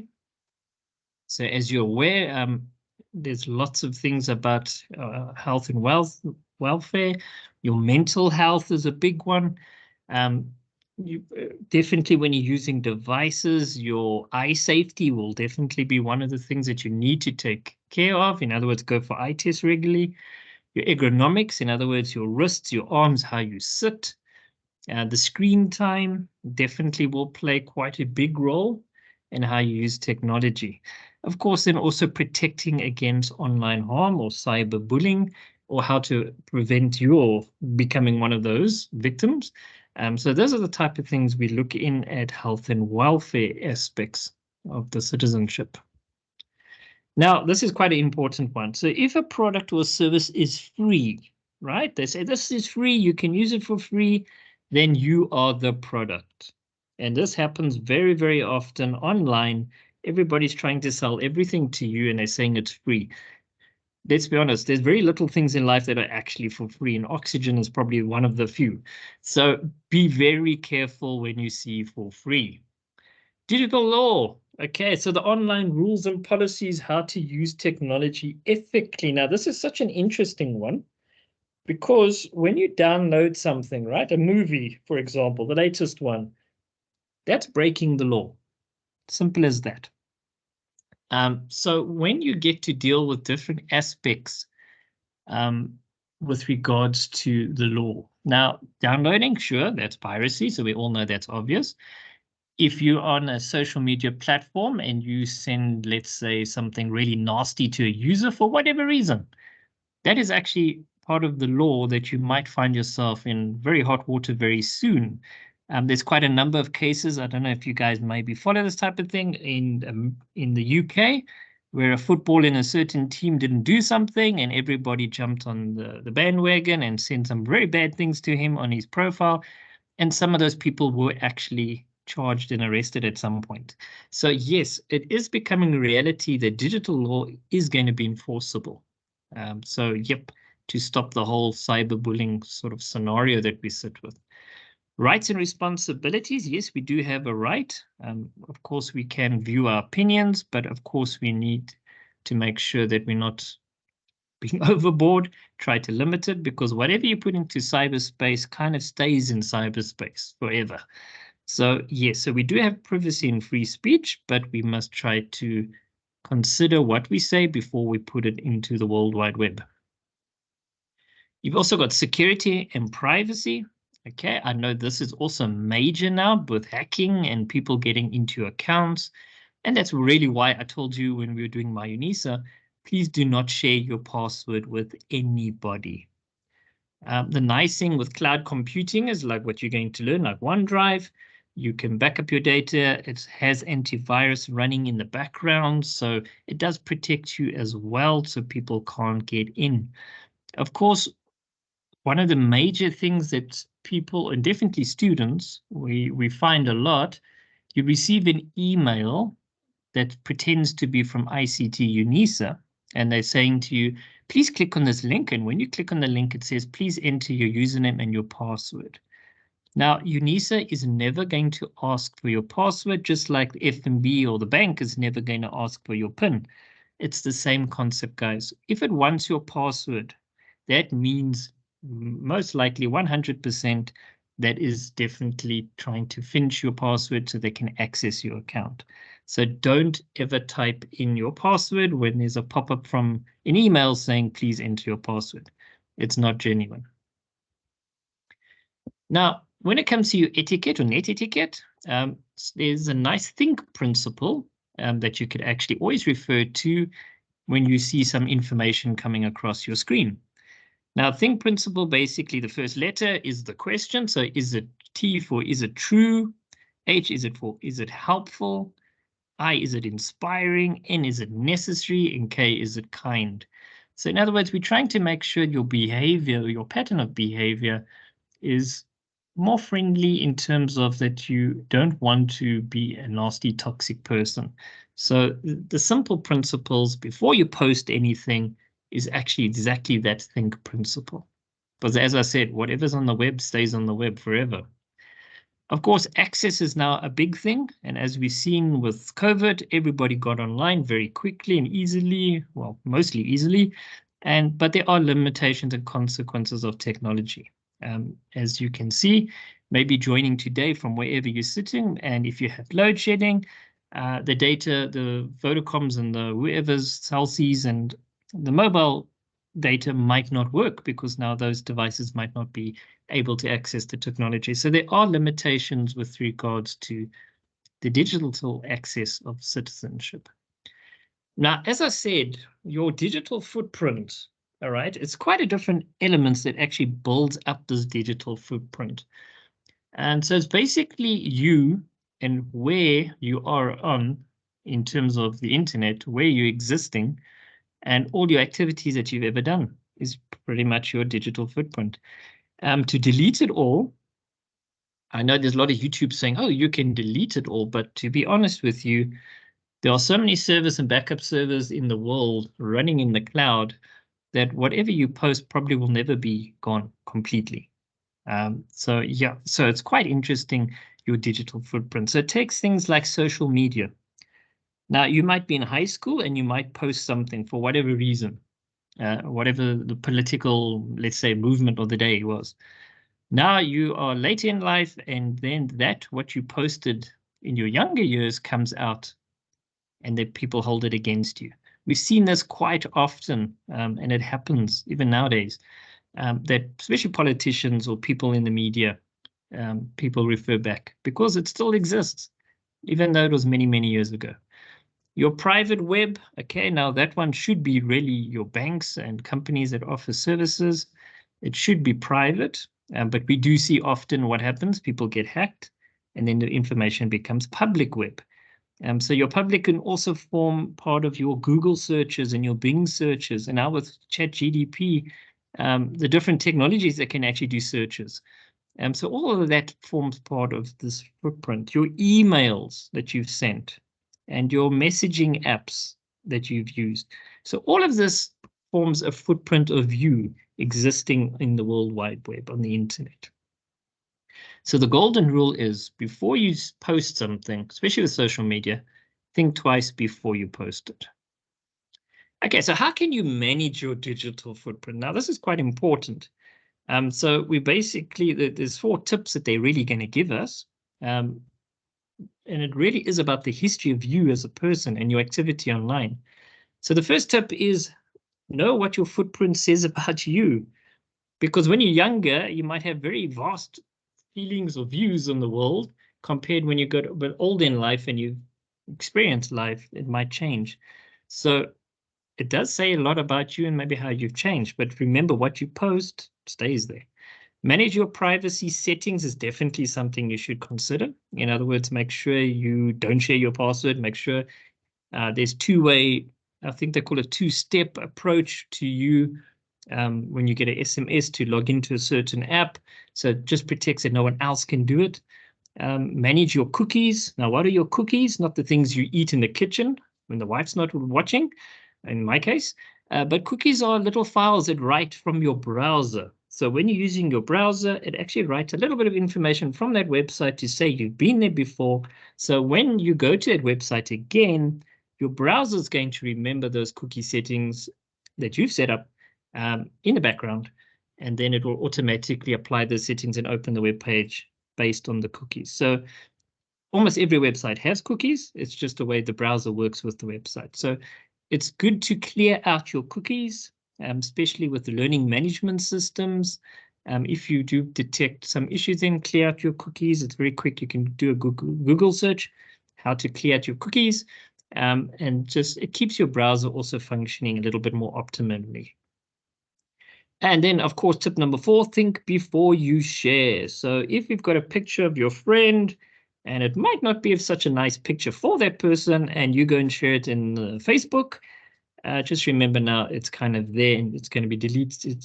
You can delete it, but other people might do something with that picture, as an example. So always think before you put anything on the World Wide Web, because it can really quite literally live forever. So hopefully those tips can really just make you think about things before you do such things. All right, so let's see what else we need to understand. So treat your online safety like anything else. That's really what we're saying to you. Your financial information, your personal information, and of course your reputation, because it can come back and bite you if you've been very, let's say, extreme in your views about certain things, and later on in life, that what you said now comes back to say, but this is what you said, and people will hold it against you. That's how the world is. So always think about this thing, but of course, protect your information is very important. Like, as I mentioned, phishing, it's almost like phishing, but it's phishing. All right, so this is where people like to send you information and they pretend to be something they're not. Okay, so you never type in your password on any form that is not. If they send you a link and say, let's say, for example, a bank, and they say, yeah, please click on this link to access your account, rather open your browser, open the bank account, log in like you normally do, and then see if there is maybe any notice or information that you need to attend to, because that's how they're doing it. The other one, guys, and this is really interesting. I've been traveling the last 3 weeks or so, been up and down, and I noticed that people are very open when they're typing in the PIN of their cell phone. In other words, I'm in a bus coming off the airplane, and people, of course, all checking their phones, and a person will be standing right next to you, and you're looking at their screen and they type in their PIN. I've just seen their PIN. That is social engineering. It's way people use the situation you're in, that you're not paying attention, and they use that against you. Another classic example is when they try to use the names of companies. Instead of Microsoft with an O for orange, they use a 0, for example. And then you might not notice that little difference in that web address, and you click on it thinking this is the real thing, and you actually have gone somewhere else. So it's very well done. It looks identical, but you got to look for the small detail, and that's actually how you catch it. Rule of thumb, rather just always go to, if it's something that has very personal information, rather go to your web browser and access, let's say, the bank or whatever it may be directly from your browser, not from a link in social media or on your email, because normally those links can also be fake. And we do get those at UNISA, unfortunately. So social engineering, guys, always be aware of people around you, okay? Because they might even be listening to you. Whatever you might be talking about. So protect yourself. Okay, so be careful of suspicious messages. Always check who the sender is. It will give you a clue. And if they give you a link, if you move your mouse over that link, it will also tell you where the link will take you to. So if it doesn't look correct or it has funny digits and numbers in there, most likely it's fake. So rather go to your web browser. The web page is safe. Okay, normally they give you the little lock symbol to indicate encryption. Okay, so that's important. When it comes to credit card information, as a parent, trust me, try not to save your credit card information on any websites, even if there are like the Amazons and the Takealots and whatnot. Because if there is a compromise of their data, right, that means the hackers would be able then to use your personal details. And as I said, if you've got a kid and they know how to use it, they might be shopping with your credit card. So again, try to avoid keeping credit card information on websites.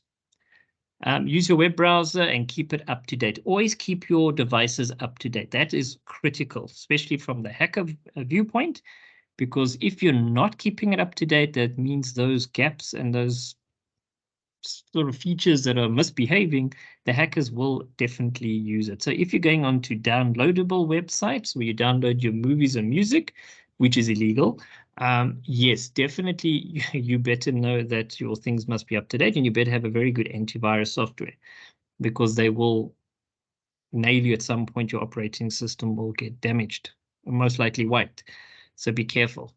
When you're installing software, make sure you've got anti-malware software. That's definitely useful, but unfortunately, there are no such thing as free antivirus software that really works, to be honest. Some of them can detect viruses or malware, but they can't really remove it. So just do yourself a favor, buy a proper one. The licenses normally last 2 to 3 years. Get it on a good special, but make sure you've got a proper one so you can stay protected. So that's definitely one thing you must remember.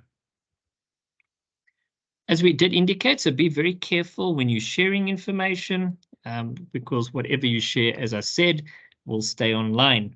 So always look at your privacy settings. I know with Facebook, it's a big thing. Always check out who can see and who can accept invites and things like that.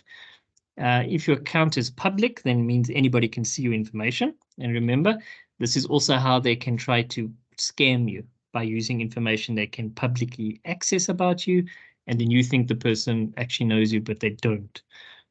So yeah, be very careful. Very careful when you're accepting invitations from people on social media. I know everybody loves this following thing. Like, I've got 1 million followers, of which most of them are trying to hack your account. So be careful when you've got people that try to follow you, or they might be wanting to build a profile about you. So these guys, social engineers, are very clever in how they do things. So never share something online that you wouldn't want strangers in the public to see.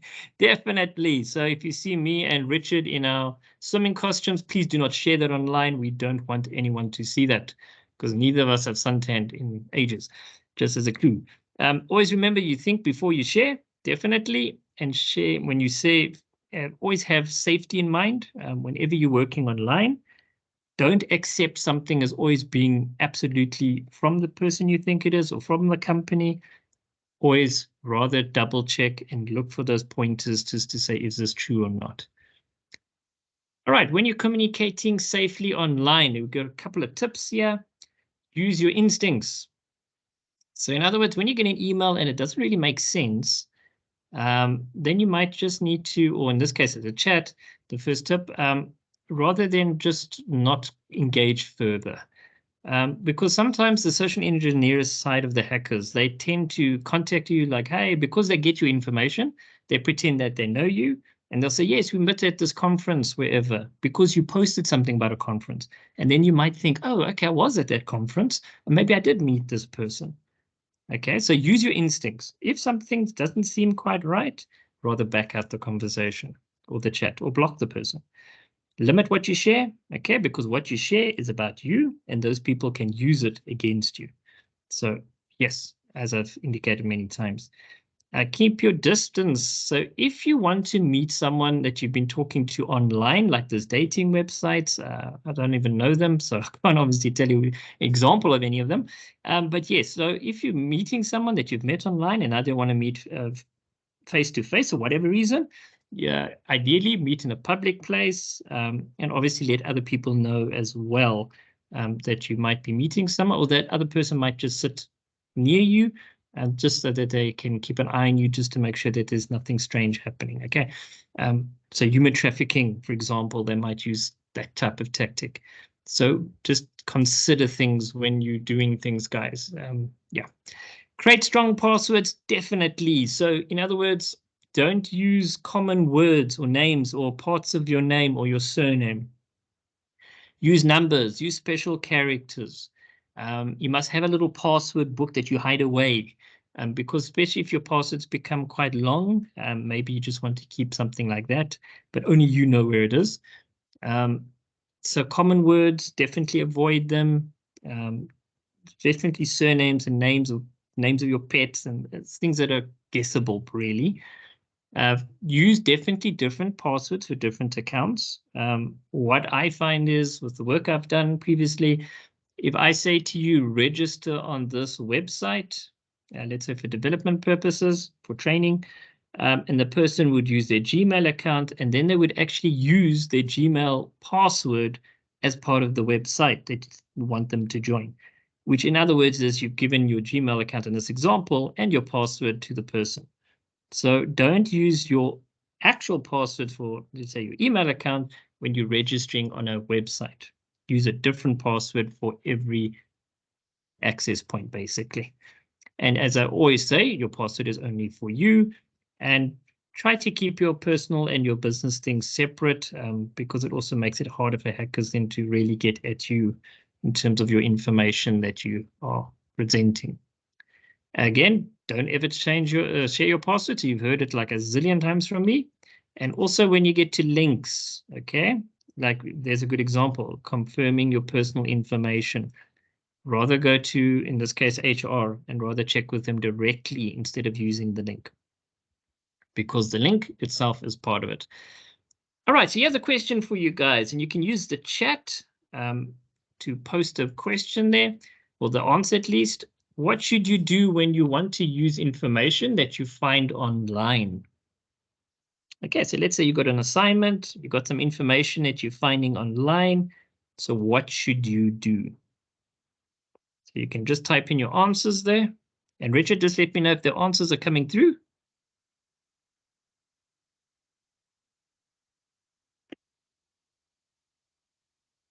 Okay, David, we'll let you know. All right, cool. I hope the students are typing something.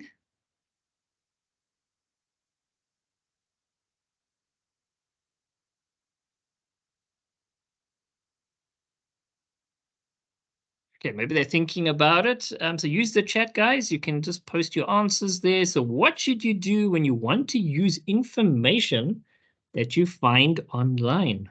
So we've got one answer, reference this site it comes from.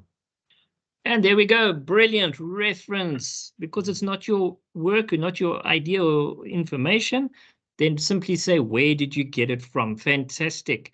Also, then what can to visit Yes. credible websites such as the library, e-journals, that's available.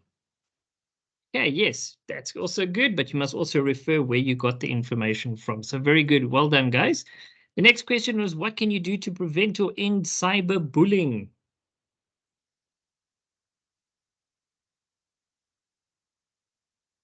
Now we can see who was paying attention, Richard.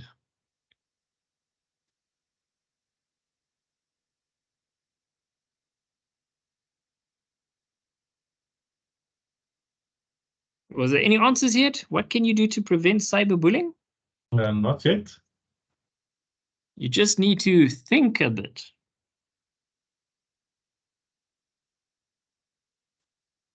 We've got one, privatize my online activity.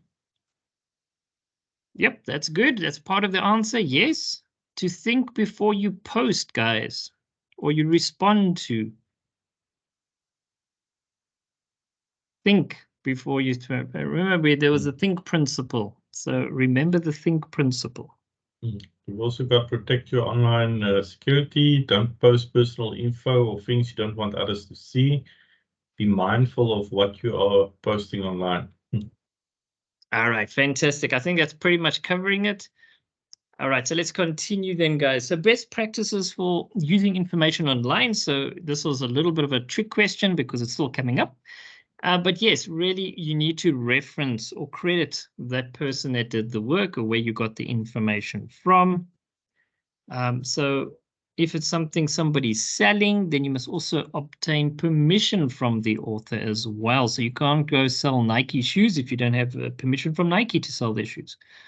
And then, of course, use the internet to find information. So it's easy to find information, but make sure it's accurate information and that you can refer to it and reference it. Now, as we indicated, cyberbullying, guys, it's a very real thing that's happening. I mean, wherever you got social media or anything in the cloud, it's definitely there and it will happen. So it really is terrible what people do. So it's negative things. It's not even true things, or people take pictures of you and now you break up and the person shares those pictures, which you might not want people to have seen. So that's really all part of the toxic environment of cyberbullying.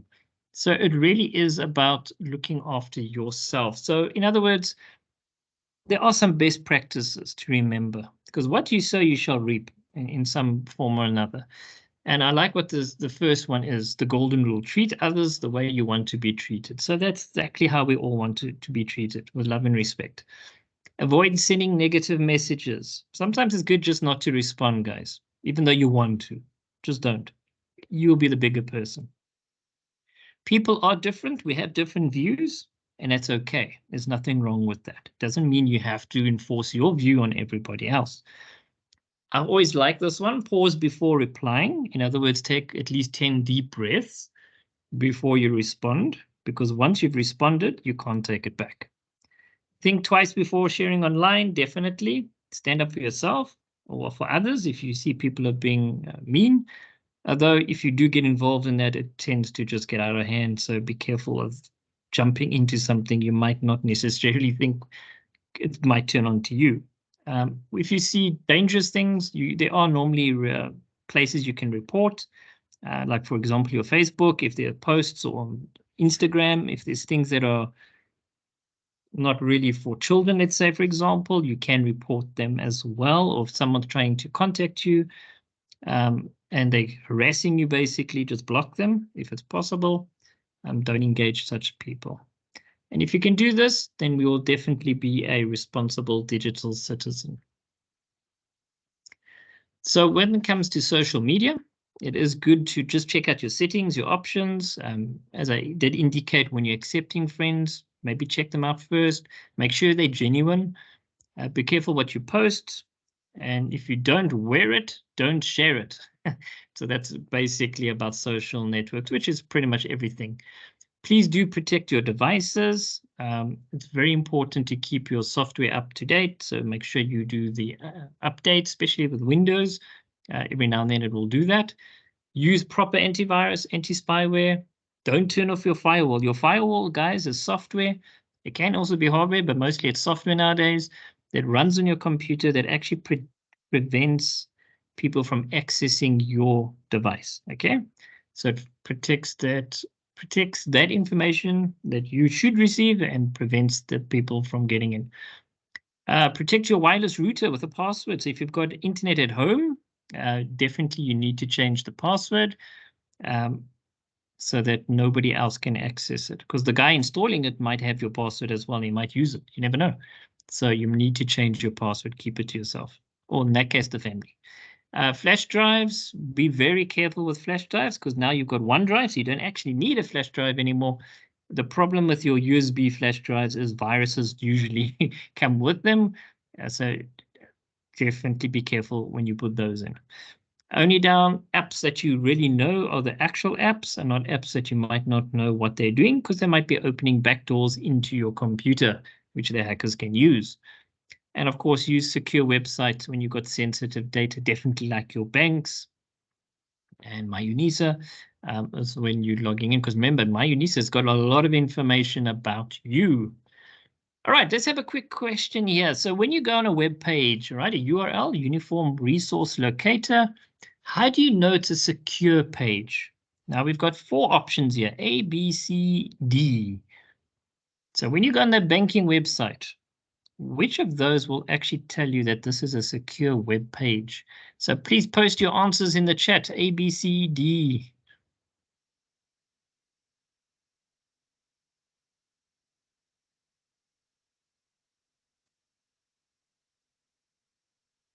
Richard, do we get any answers yet? Yes, so it's a lot of C's and then also some A's.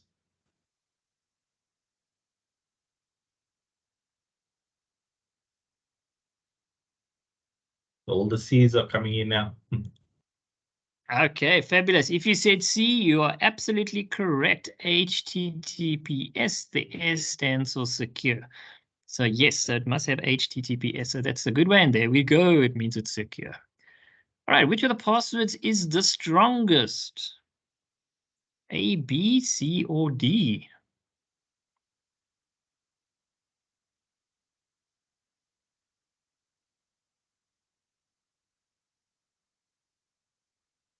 We're getting a lot of A's. There's also some C's and A's. All right. All right. Basically, I know it's not the greatest example, because the word John, remember, you shouldn't use something refers to yourself or pet or family member. So ideally, John would not have actually been a good option. But yes, John at 453 is definitely the best of the worst options. So because it's got the special symbols, got numbers, got small letters and 1 capital letter. So yeah, so that would be, there we go. But again, don't use the word that's guessable like John. Okay, your digital footprint is, now we got A, B, C, D. Now this is quite an interesting question. Let's see who was paying attention.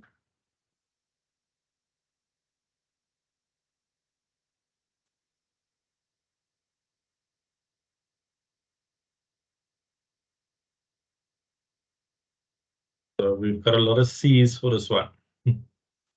Absolutely, you are correct if you're saying C. It's everything you do online, even if it's a zillion years ago. Which of these actions is not violating copyright?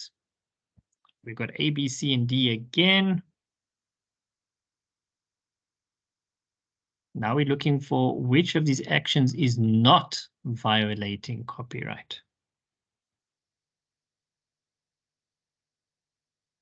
So we've got a lot of B's.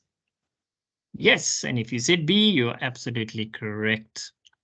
All right, so if you're referencing, then it's perfect. That's exactly what you should do. Another one, probably I think the last one, cyberbullying can take place. Is it A, B, C, or D?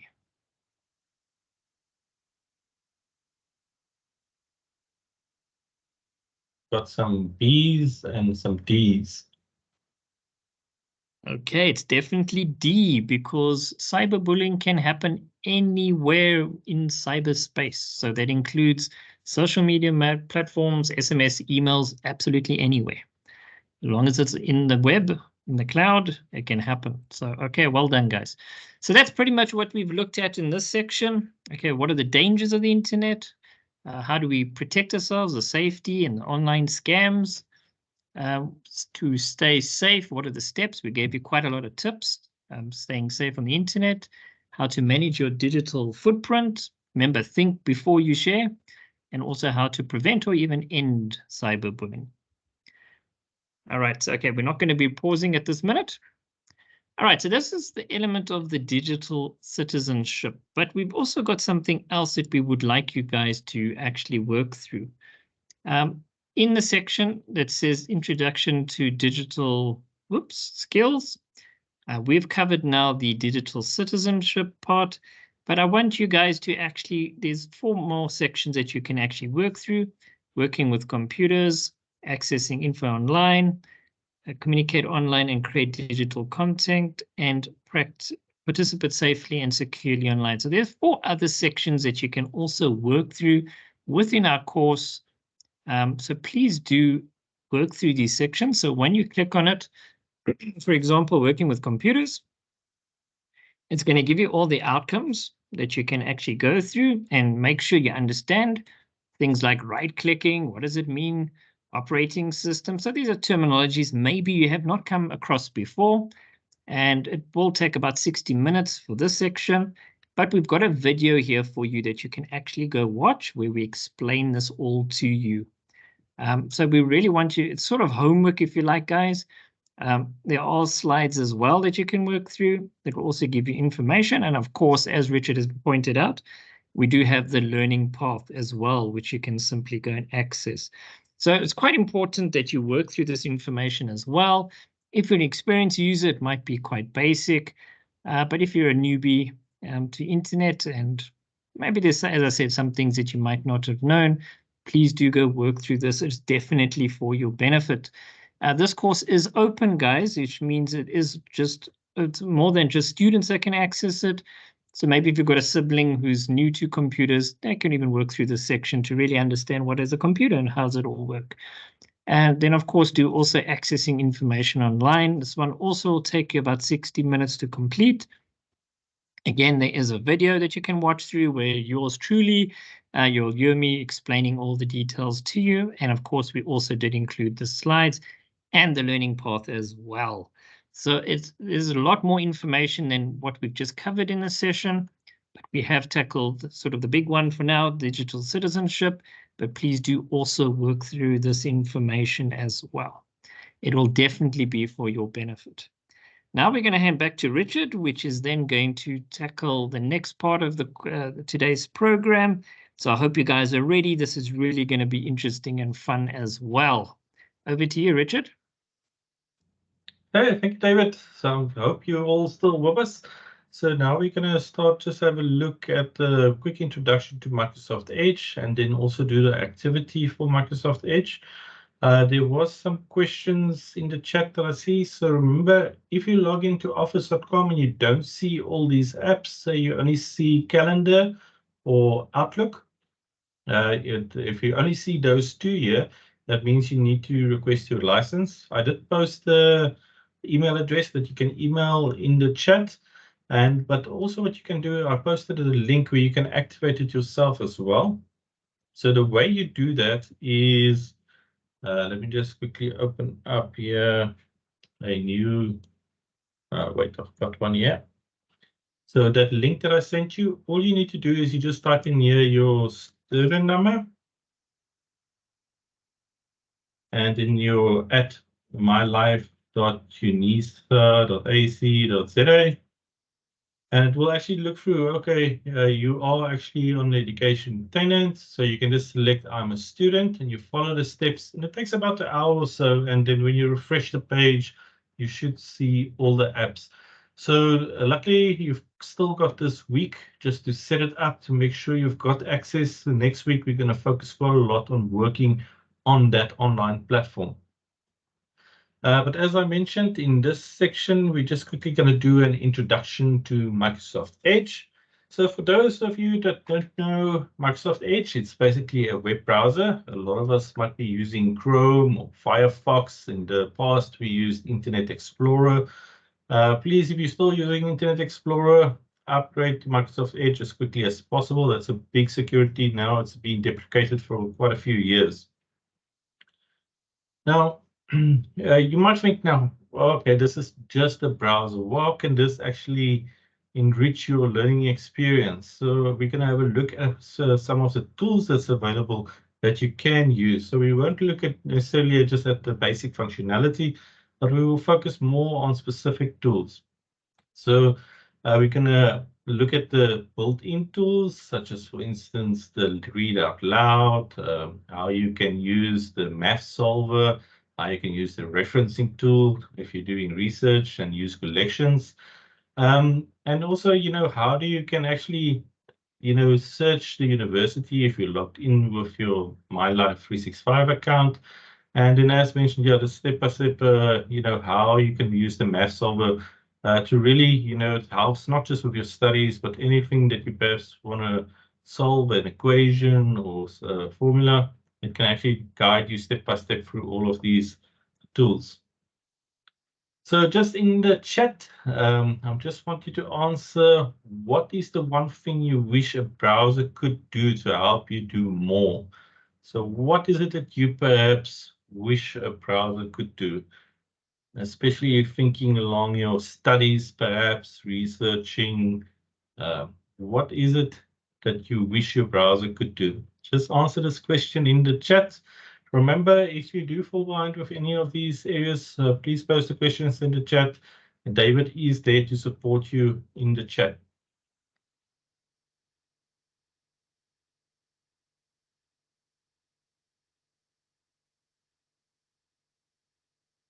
Okay, so while you're thinking about that, yeah, site references, prevent ads. Yes, that's also a very good one.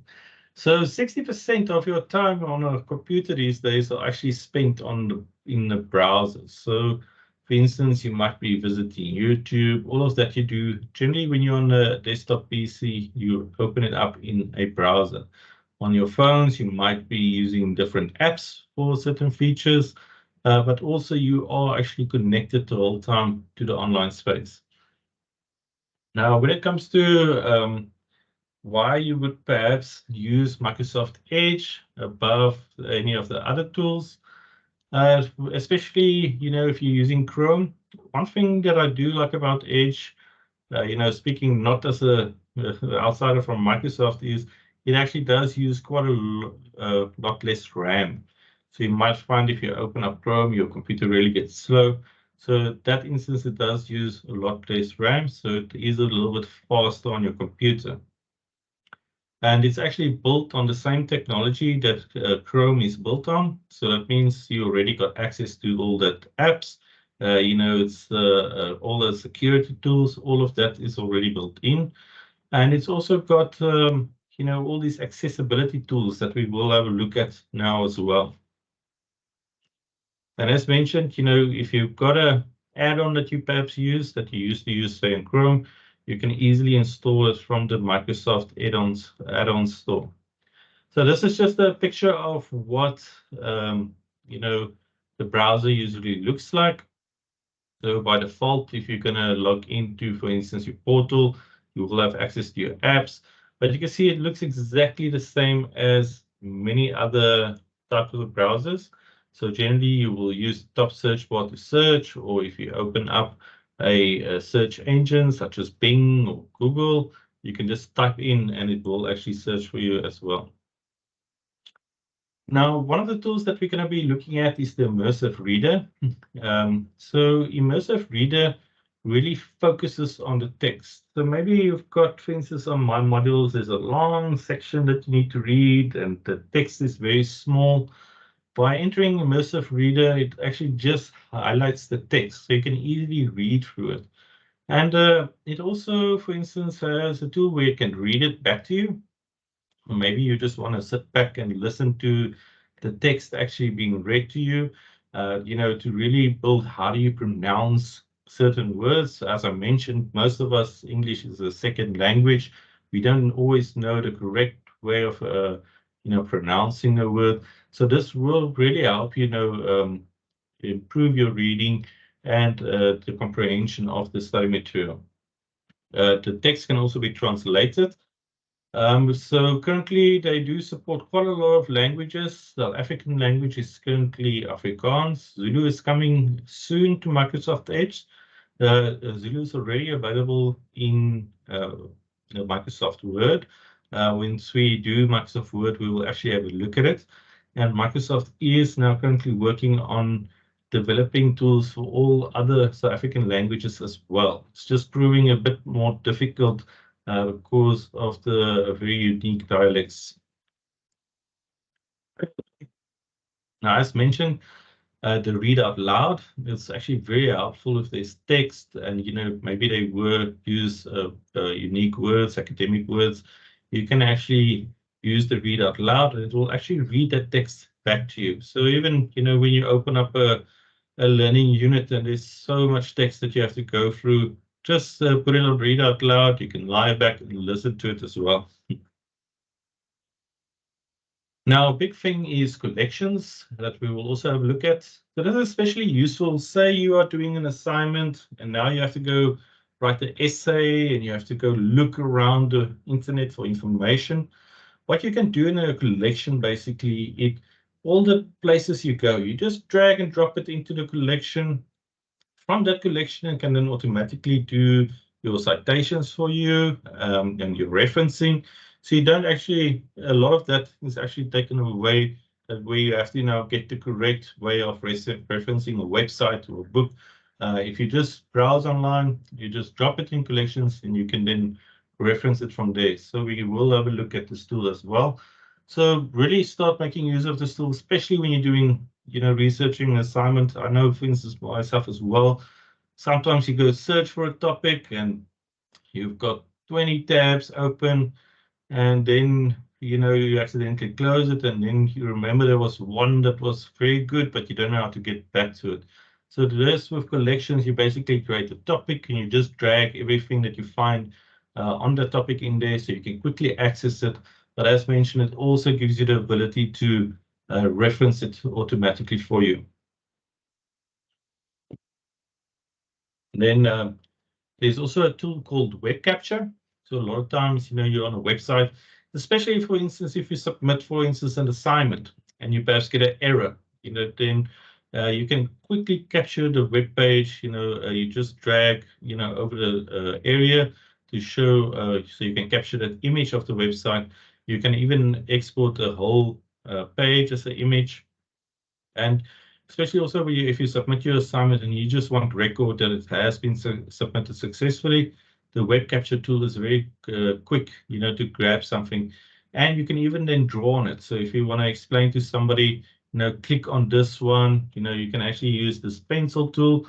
You can draw on there to actually or explain a little bit more of what is being viewed. Then also with, if you're using quite a lot of PDFs, I know UNISA loves PDFs as well, maybe a lot of your study guides, you can actually open this up in Edge as well. So you don't need to download a specific Acrobat reader, for instance. So just use the built-in Microsoft Edge tool for PDFs. And as you can see, you can also highlight, you can draw on it, so you can really edit this PDFs as well. As we mentioned, the math solver, for instance, for all of you that's perhaps doing statistics or mathematics or even science, a lot of times you might get a formula and you're just not too sure how to calculate this. You can actually, with the math solver, you just drag it over where the math problem is. So it can be an image or it can be a PDF document, and it will actually work it out for you. And it gives you all the steps with explanations. So you can really see how to solve different problems. Then, as mentioned, you can also install the extensions. So obviously, there's quite a lot of extensions that you can use. Maybe you've got, for instance, using Grammarly. When you're typing online, there are extensions for all of these tools that you might be using, even in Word and all of these places in the browser itself. Now, I'm also going to just show you quickly how to add a profile. So a lot of you might have a personal Microsoft account, or you might have a work account, where you're also using Microsoft 365. And now when you come to your studies, now you have to always sign in and sign out of the one and the other, and then it gets confused on which profile or account are you actually working, especially if you're going to join, for instance, online sessions like today. You might join and it's actually linked to your work account, for instance. But by creating different profiles, you can actually quickly jump, say this is now my study time. I log into my My Life email profile, and I know all the history, the search history, the collections you do, all of that has just got to do with your study, the saved passwords, all of that. Then say you want to go to your personal account, a personal Microsoft account, you just switch the profile to your personal account. Or if you go to work, then you just switch to your work account. So it's very easy to jump then between different accounts. We will have a look we already introduced you the dashboard of Microsoft 365, but we will just show you some additional tools that you might have when you are logged into Microsoft Edge. Now, a lot of times, one of the main areas that we are going to be using is the three dots. I can see it's actually here on highlighting a new in private window. Now, when would you use this in private windows, especially if you can't sign into MyUnisa, for instance? Sometimes, as we mentioned, you'll catch your cookies, as David explains, it's saved, but they perhaps get corrupted. And now you can't log in to a page, or a page is showing incorrectly. A quick way is just to go into a private window, especially if you're going to doing your exams and something goes wrong. Just open in private windows. There's no catch stored. You can quickly continue. But if you go into a private window and you see it is working, what you then need to do is then obviously clear your cache, and we'll just have a look at that as well. Now you do know we share a lot of QR codes these days, especially if you want to share a link with somebody, or if you stay on a laptop and you visit this page and you just quickly want to get it to your cell phone, you can actually at the top, there's a QR code generator, and then you can just scan this picture with your phone and it will open up that website where you are. So it's not just where you can share this image with somebody else that they can scan in, but it's also while you're working, on multiple devices, on your laptop, on your phone, if you're on a site, then just generate the QR code, scan it with your phone, and then you can quickly access the page. So just some tips. So as we mentioned, create separate profiles. So, for your school personal account, or if you have a work account or multiple school accounts, maybe you studied with one of the other universities that also uses Microsoft 365 to quickly jump between the different school accounts, and you can also create different profiles. So remember, you can also with Teams, you can sign in with different accounts as well. So especially if you're using Teams for work or with other universities, you can actually jump between the profiles for when you're joining, for instance, a UNISA session. And then we will have a look at the immersive reader, but you can actually, in front of any website address, just add read and then downloads and 2 forward slashes, and we'll actually open it up into a immersive reader. Remember, you can use Bing to find and search documents online, but it can also find documents within the school environment. So we'll have a look at this feature, how it actually can search once you logged in all the documents that's available on Microsoft 365 that's to do with the university. And as mentioned, you can quickly generate references and citations when you access content online. And then, as always, you can import the data. If you're using Chrome, for instance, you can import all that data and save passwords, and also the other way around. So if you then jump back, say, to Chrome, you can always import all of the history on that. So we will have a look at quite a few of this as we go through the demo of this. So there is a course online. So just remember, I will post a direct link to the site. So if you're on the page, we are going to be working on this one, web browsing and research. So let me just go back to the welcome page. So please have this open as well.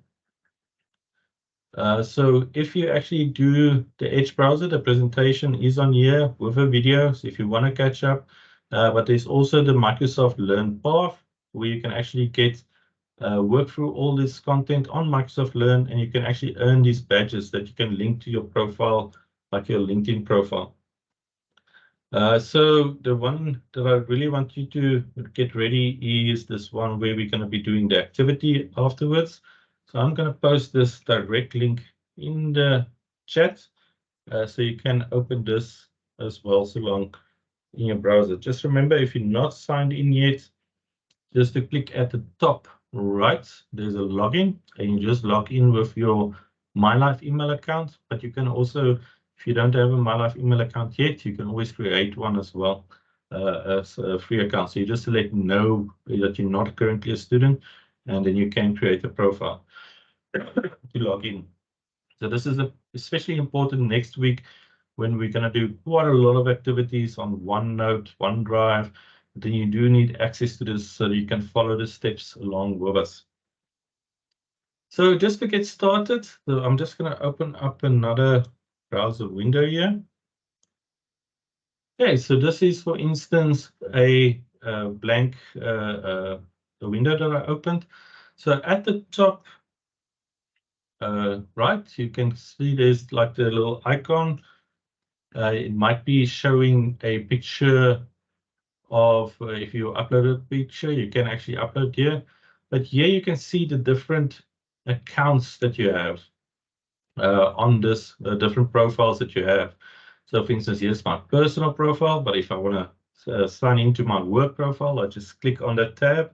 It will open up a new window, and now I'm in my work environment. So that will be, if you sign in with your MyLife email address, you just click on here, and then you can add more profiles. So you can always add more profiles, as many as you need. So it really just contains what you are doing online. Say with your MyLife, it's just your studies, and if you go to your work, you sign in with your work account.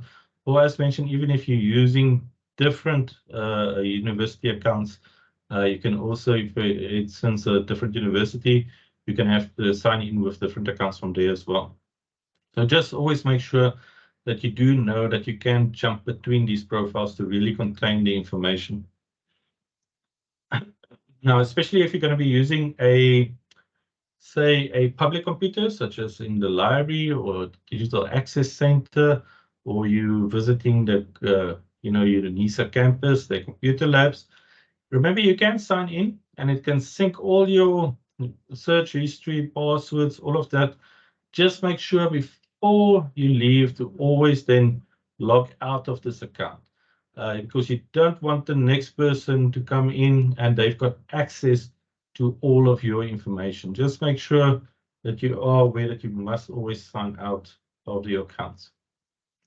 Now, next thing I want to show you, so by default, usually you will have the Bing search. So it will say here, actually in the search bar when you're signed in. So for instance, with your MyLife account, search University of South Africa and the web. So already here, for instance, I can, let's say just search for assignment 1.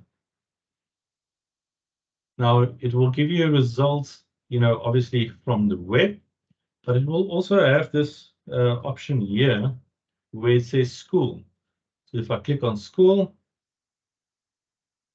so it will actually search just what is available within UNISA. And you can see there's quite a few examples of people that shared public documents on this. So it's a good way, if you're looking for something specific to UNISA, just note when you search on Bing and you signed in, you have the school option, and it will just search within the UNISA Microsoft environment. Now, just to quickly show you, let's search for a topic, for instance. So I'm just going to search here, for instance, what is AI?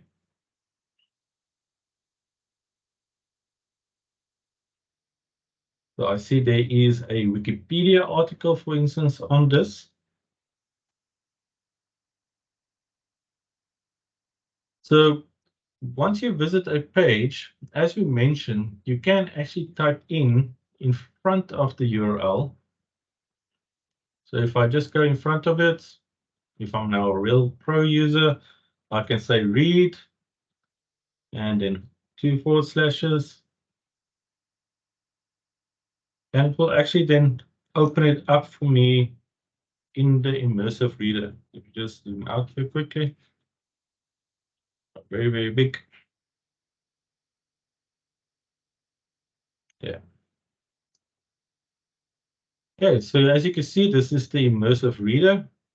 It just makes it a lot easier to read content than from the previous page. So especially when you're online, you know, on MyUnisa, remember you can just put read in front.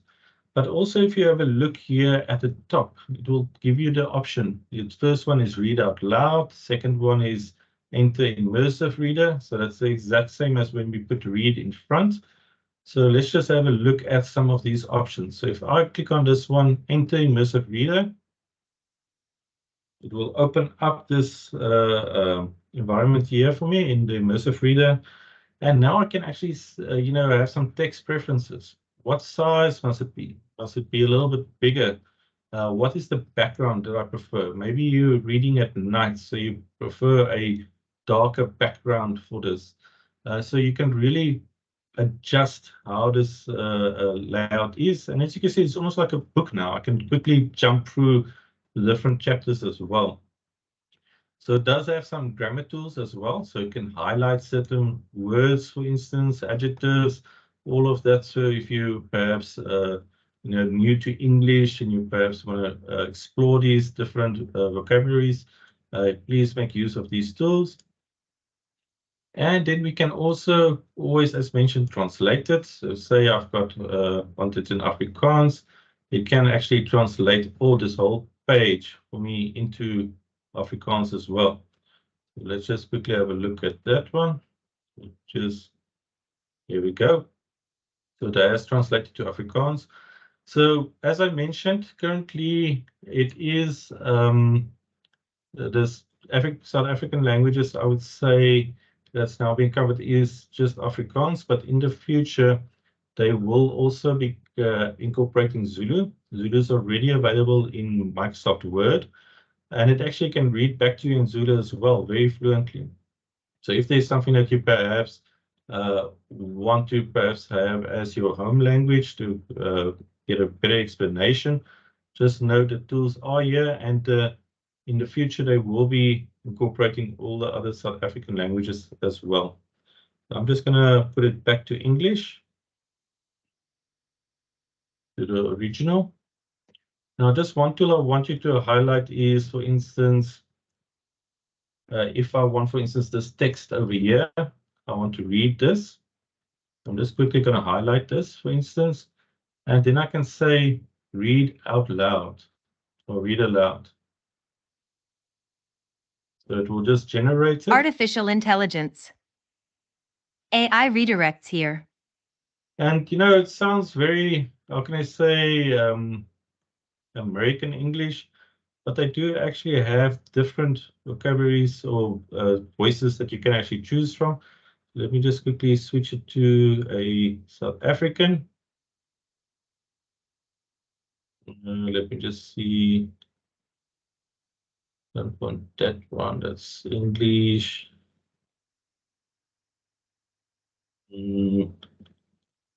Yeah, English South Africa. I can quickly change it to that if I, you know, just for something that's more in the way we pronounce words.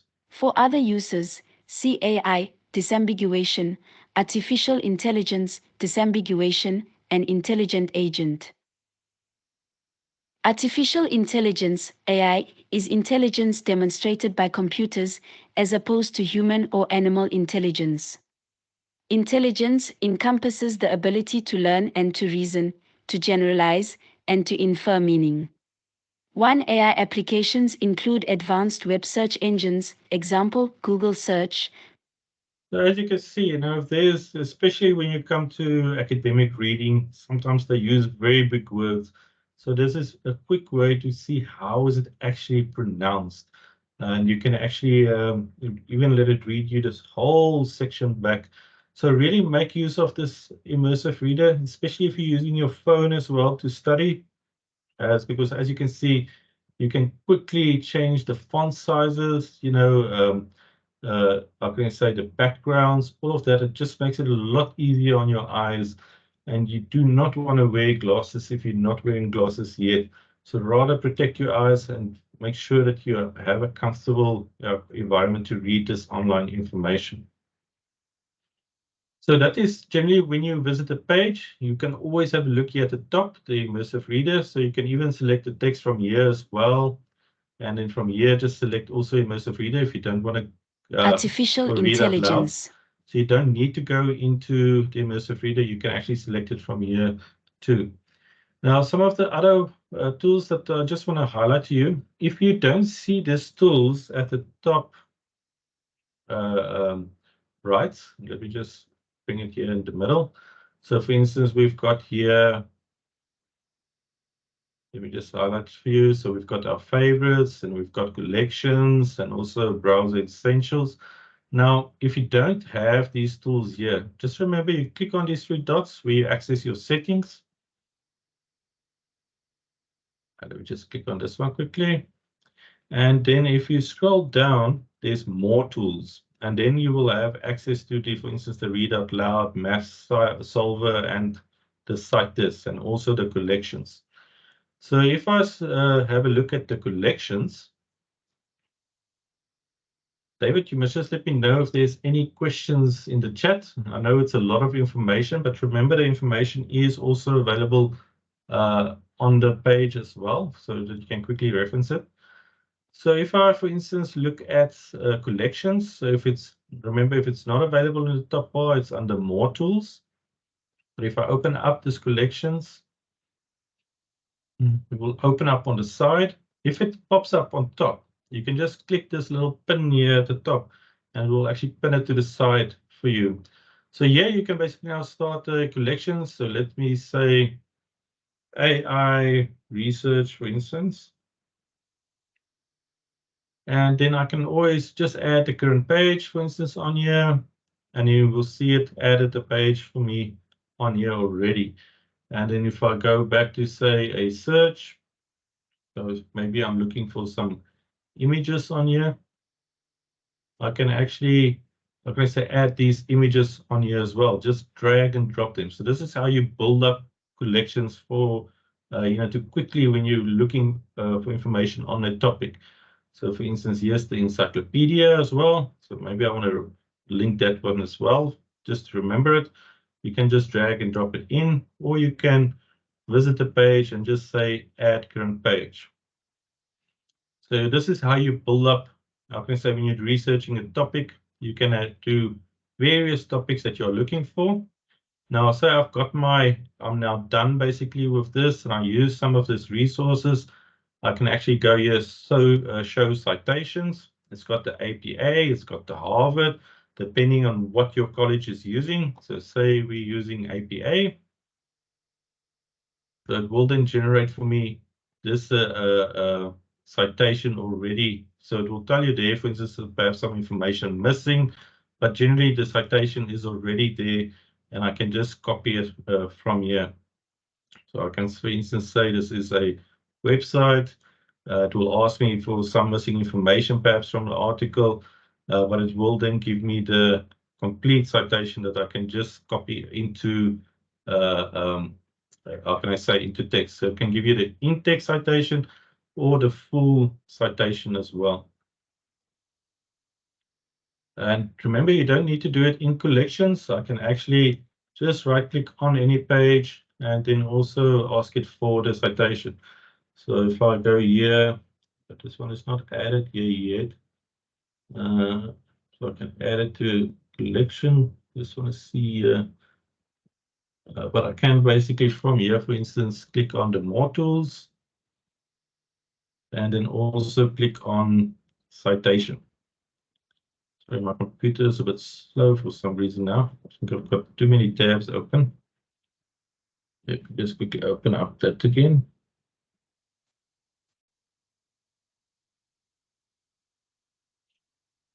It's just catching up with the memory.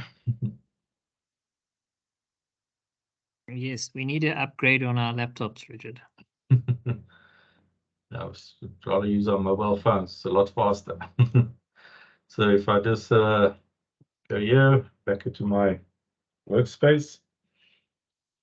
So we were doing say what is AI? And if I open up, for instance, this article on here, remember I can always just go here, more tools, and I've got cite this as well on here, and you can select the format it must be cited in, and then you just copy it from here. So if you've got a Word document, let me just open up a Word document here quickly.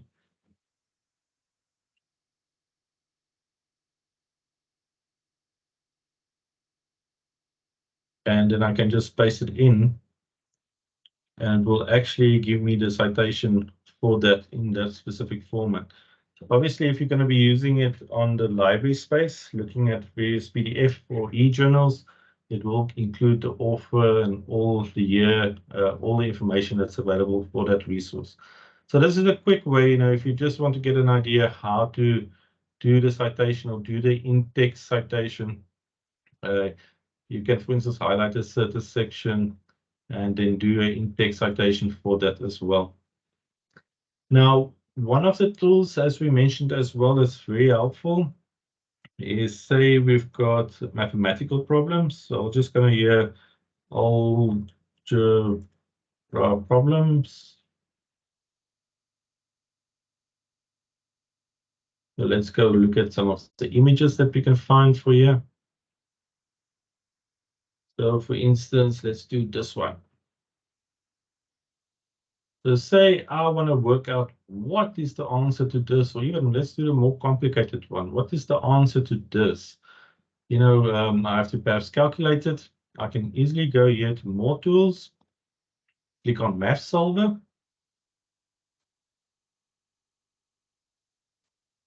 Let's wait for it to load. Okay, next. So it's going to ask you to select a math problem. So let's highlight that one there that we want to solve, and we just click on solve. So it will run in the background. It will actually give you the answer, but you can actually expand it as well to see all the various steps that's actually on here as well to really explain what this is, and it will even give you some recommendations of where you can go to learn how to solve this by yourself.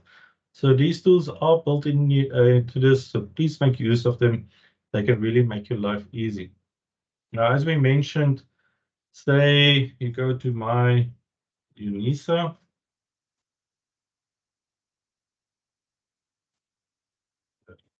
Just quickly access this page over here. So you've got, for instance, a problem, you're getting an error message. So I'm just going to type in a random number over here and a random password. But now say this was supposed to be correct, but now I'm getting this error. So one of the tools you can use is the web capture. This is this little one with the camera. So if we just make this a bit bigger. Let's just plus that one. So if we go here, web capture, select it from there, I can then easily highlight a certain section. And then I can actually from here mark it up as well. So if I want to mark up capture, I can easily draw on here to show this is perhaps where the error is. It's telling me this area, and I can copy this or save the file very easily to my computer. So it really helps if you do get errors and you want to communicate with UNISA. Just make use of the web capture tool, and you can quickly capture any problems you have. Or, as mentioned, when you submit your assignments or exams, just to capture that confirmation message that you get as your proof that you have submitted. But especially if you're going to be doing for assignments, just remember to copy in like the date, for instance, as well, to make sure that is also in the image. So a lot of times you might have problems, encountering problems, or say logging in, and then they might tell you, okay, now you need to go clear your cache. So what does that mean? So usually if you go under settings, then usually you will be able here to then, how can I say, delete, how can I say, cookies and previous sites that you visited. So I'm just going to here search clear browsing data. So it's always easy. The easiest is just to type in settings in the search. We will insert, if you just want cookies, it will actually find it as well. But clear browsing data, so you can even choose what to clear and for how long. So you can even set it for all time. You can just say, okay, browsing history, download history. But usually what you want to keep is your passwords. You don't want to, if you've got saved passwords, rather deselect it, because you just want to get rid of these cookies. So a lot of times if you perhaps have problems logging into MyUnisa, just go and clear the browsing data and you're safe. If you're, for instance, using a public computer, once you're done, then you will select all of it and you just say clear everything, so that there's no trace of what you did on that browser for the next person. So just take note of that. This is how you can quickly and easily clear your browsing data as well. I just want to make sure we did cover all the tools over here before we proceed. So yes, so really come have a look at this, have a look at the read out loud, the math solver, the collections. It can make your life so much easier, especially when you start researching various topics.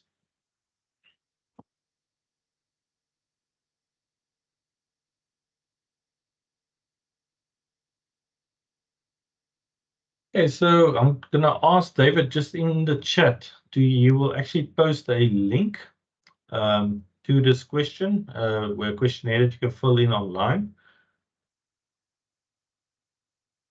So I'm just going to also, while we wait for David to copy the link. David, do you have the link? Okay, I'm gonna post Yeah, this. Richard, is it on the Word document? Don't worry, I've got it. I'll post it in, yeah. Oh, blimey. Okay. So I've got the link in there. Please answer it on that Microsoft form. How do you see yourself using Microsoft Edge in your studies? And it will be really interesting to see how you saw some of the tools that's available, how you can actually use it. And if you fill in this question, we will next week announce who's the winner. Perhaps the first few people that answered the question in the form today will then also get a prize, and we will be in contact with you just for your postal address. So please answer the question in the that's currently in the chat. How do you see yourself using Microsoft Edge in your studies? And just complete it on the form. So what we're going to have a look now is the activity for Microsoft Edge. So this is why it's very important that you have access to the ADOVH platform. Let me just quickly go back to it.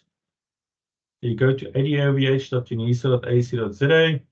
You go down and you're looking for SDU 400, Basic Skills in Microsoft 365 for digital learners, and you will need to log in to access this course material. So remember, you just sign in with your MyLife email address. Else, if you're not currently a registered student, just select no and you create an account, but you can then easily access it from there.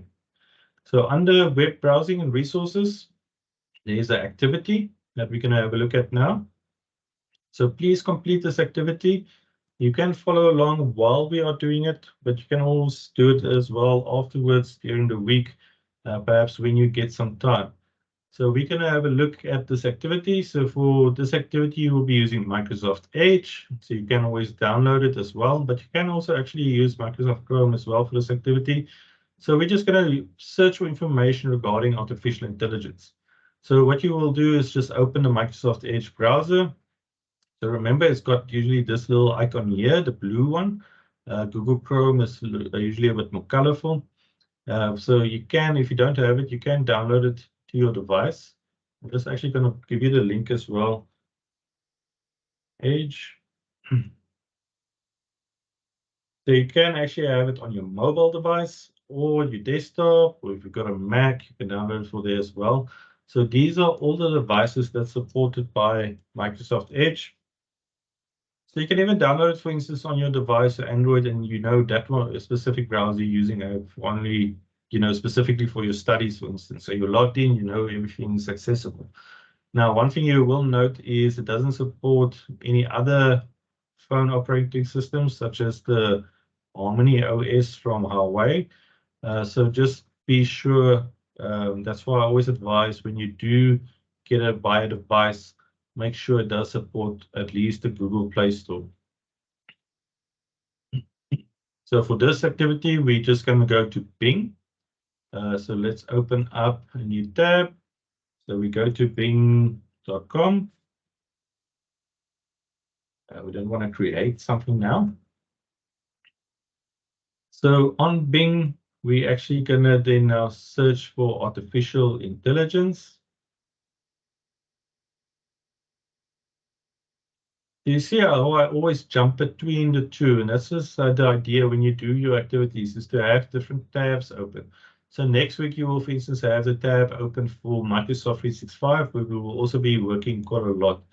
So it just asked me to search for artificial intelligence. I've been searching.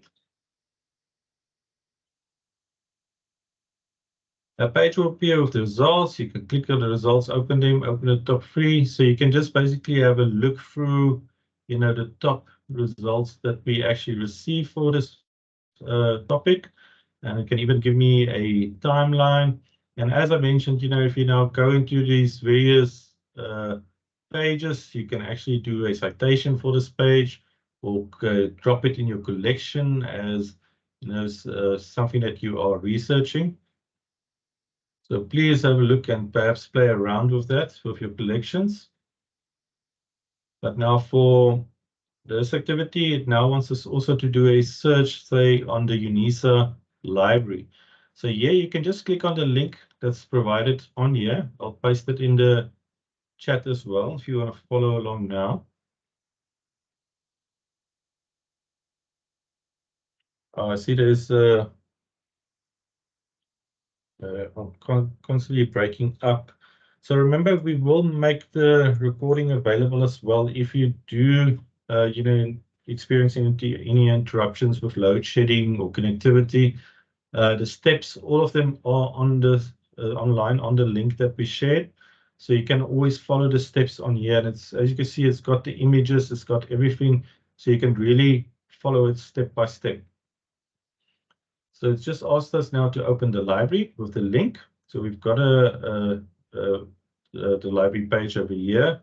And we're also going to search for artificial intelligence. Artificial intelligence. So you can just type it into this box over here. Let me just get my spelling here correct. Click this one out. Here we go. So just type that in there, and then you can press, click on the search button.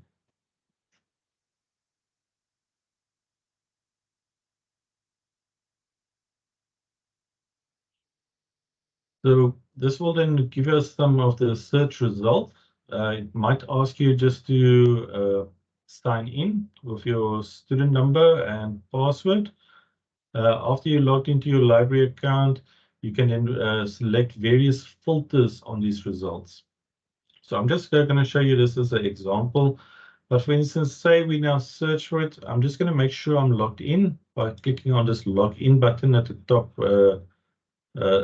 how can I say, top left, top right, sorry. It's logging in quickly.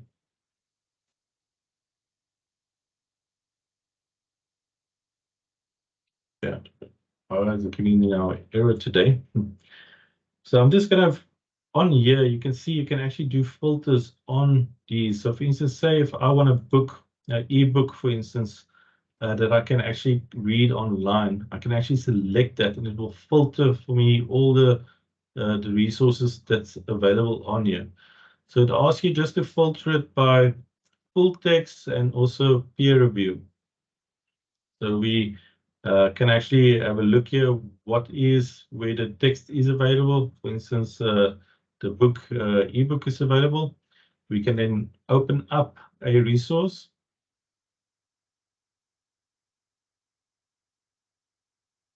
I can, for instance, say read book online. It will ask me to log in.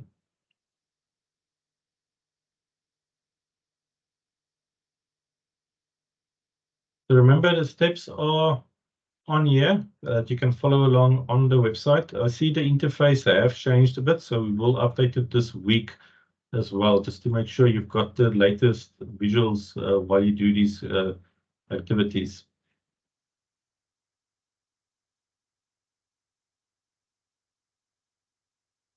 So for instance, here we've got the book. You can even download the PDF for this specific book.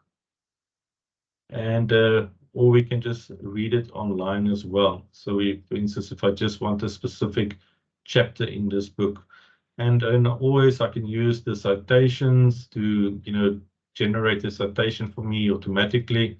But I can actually, how can I say, view this book online as well. Let's just open it. So here I've opened it up in the Edge browser. I can actually go to various pages. If I wanted to read for me just this section, I can always highlight it and click on read out loud. So I don't need to read all of it. CHAPTER1. And then, as we mentioned, if you want to do just a quick citation, you can just do, for instance, under your more tools, and then, cite this type of thing. And it will actually create a selected type of citation, and then it will try and generate a citation for this specific resource. Let's see this one quickly.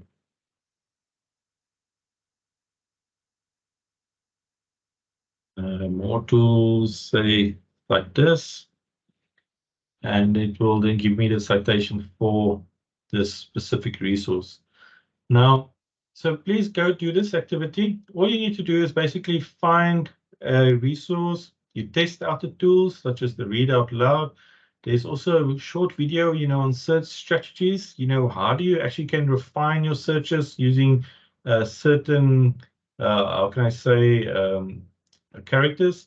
A good example would be if you, for instance, want to search a specific site. You'll say, for instance, unisa.ac.za, and then search for, say, announcements.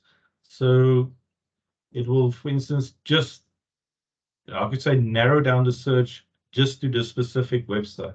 So there is a little video here that you can also have it's a very short video on different search strategies to really improve how you find your search. Now, in the discussion forum below, discuss the differences between results from a general search on the internet versus a result from an academic search on the UNISA library. So once you have got this activity, you just click on this reply and you answer this question that's posted on here. So this will then mark this activity as completed. So especially if you want the Microsoft attendance certificate, please complete these activities that's on here. As we go along with the weeks, we will release all the other activities as well. As I mentioned, I did now notice the interface have changed a bit with the new library search. So we will update it this week so that you're ready for next week. But this was just really a quick introduction, how the activities works, and also the browser.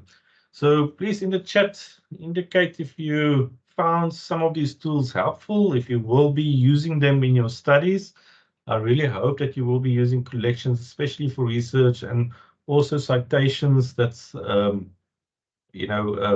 lot of people always struggle with the different formats. How do you, where do you put the date, all of that. And this is a quick way that you can actually do these citations as well. Now, in a future session, we will also be looking at the Bing Chat. So for you that might not be familiar with Bing Chat, this is where the AI is starting to come into here. So you can actually chat with this bots online. So it can actually describe to you various topics. It can even write you short stories. These chat bots and AI tools that's coming out now is getting very powerful, very fast. So we will introduce you, just to highlight some of these tools that are available, how you can use them. A lot of the academics are now actually also looking at how they can integrate these tools into their curriculums to help you to really understand topics. So the future is really going to be these AI chat tools that you can use. So in Bing, you already got, or in Edge, you already got access to it by just clicking on this Bing icon, and you can ask it anything, and it will give you an answer to your questions. So you might have heard, for instance, about OpenAI, ChatGPT, all of those AI models.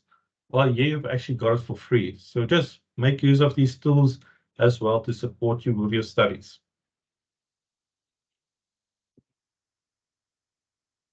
So remember to, on the activity, just to do that reflection activity as well. It's on the site. It's just there at the bottom where you will indicate what is the differences between searching the public internet versus searching, for instance, in the UNISA library for a resource, and then also just indicate how you will be using these tools. Now, as mentioned, next week, we are going to delve in quite a lot with the online tools. I just want to highlight here as well for the next week. I see it's actually got the wrong date here for some reason.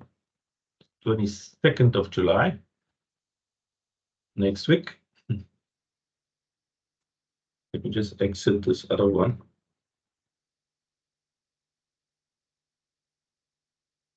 Where's that? Exit that.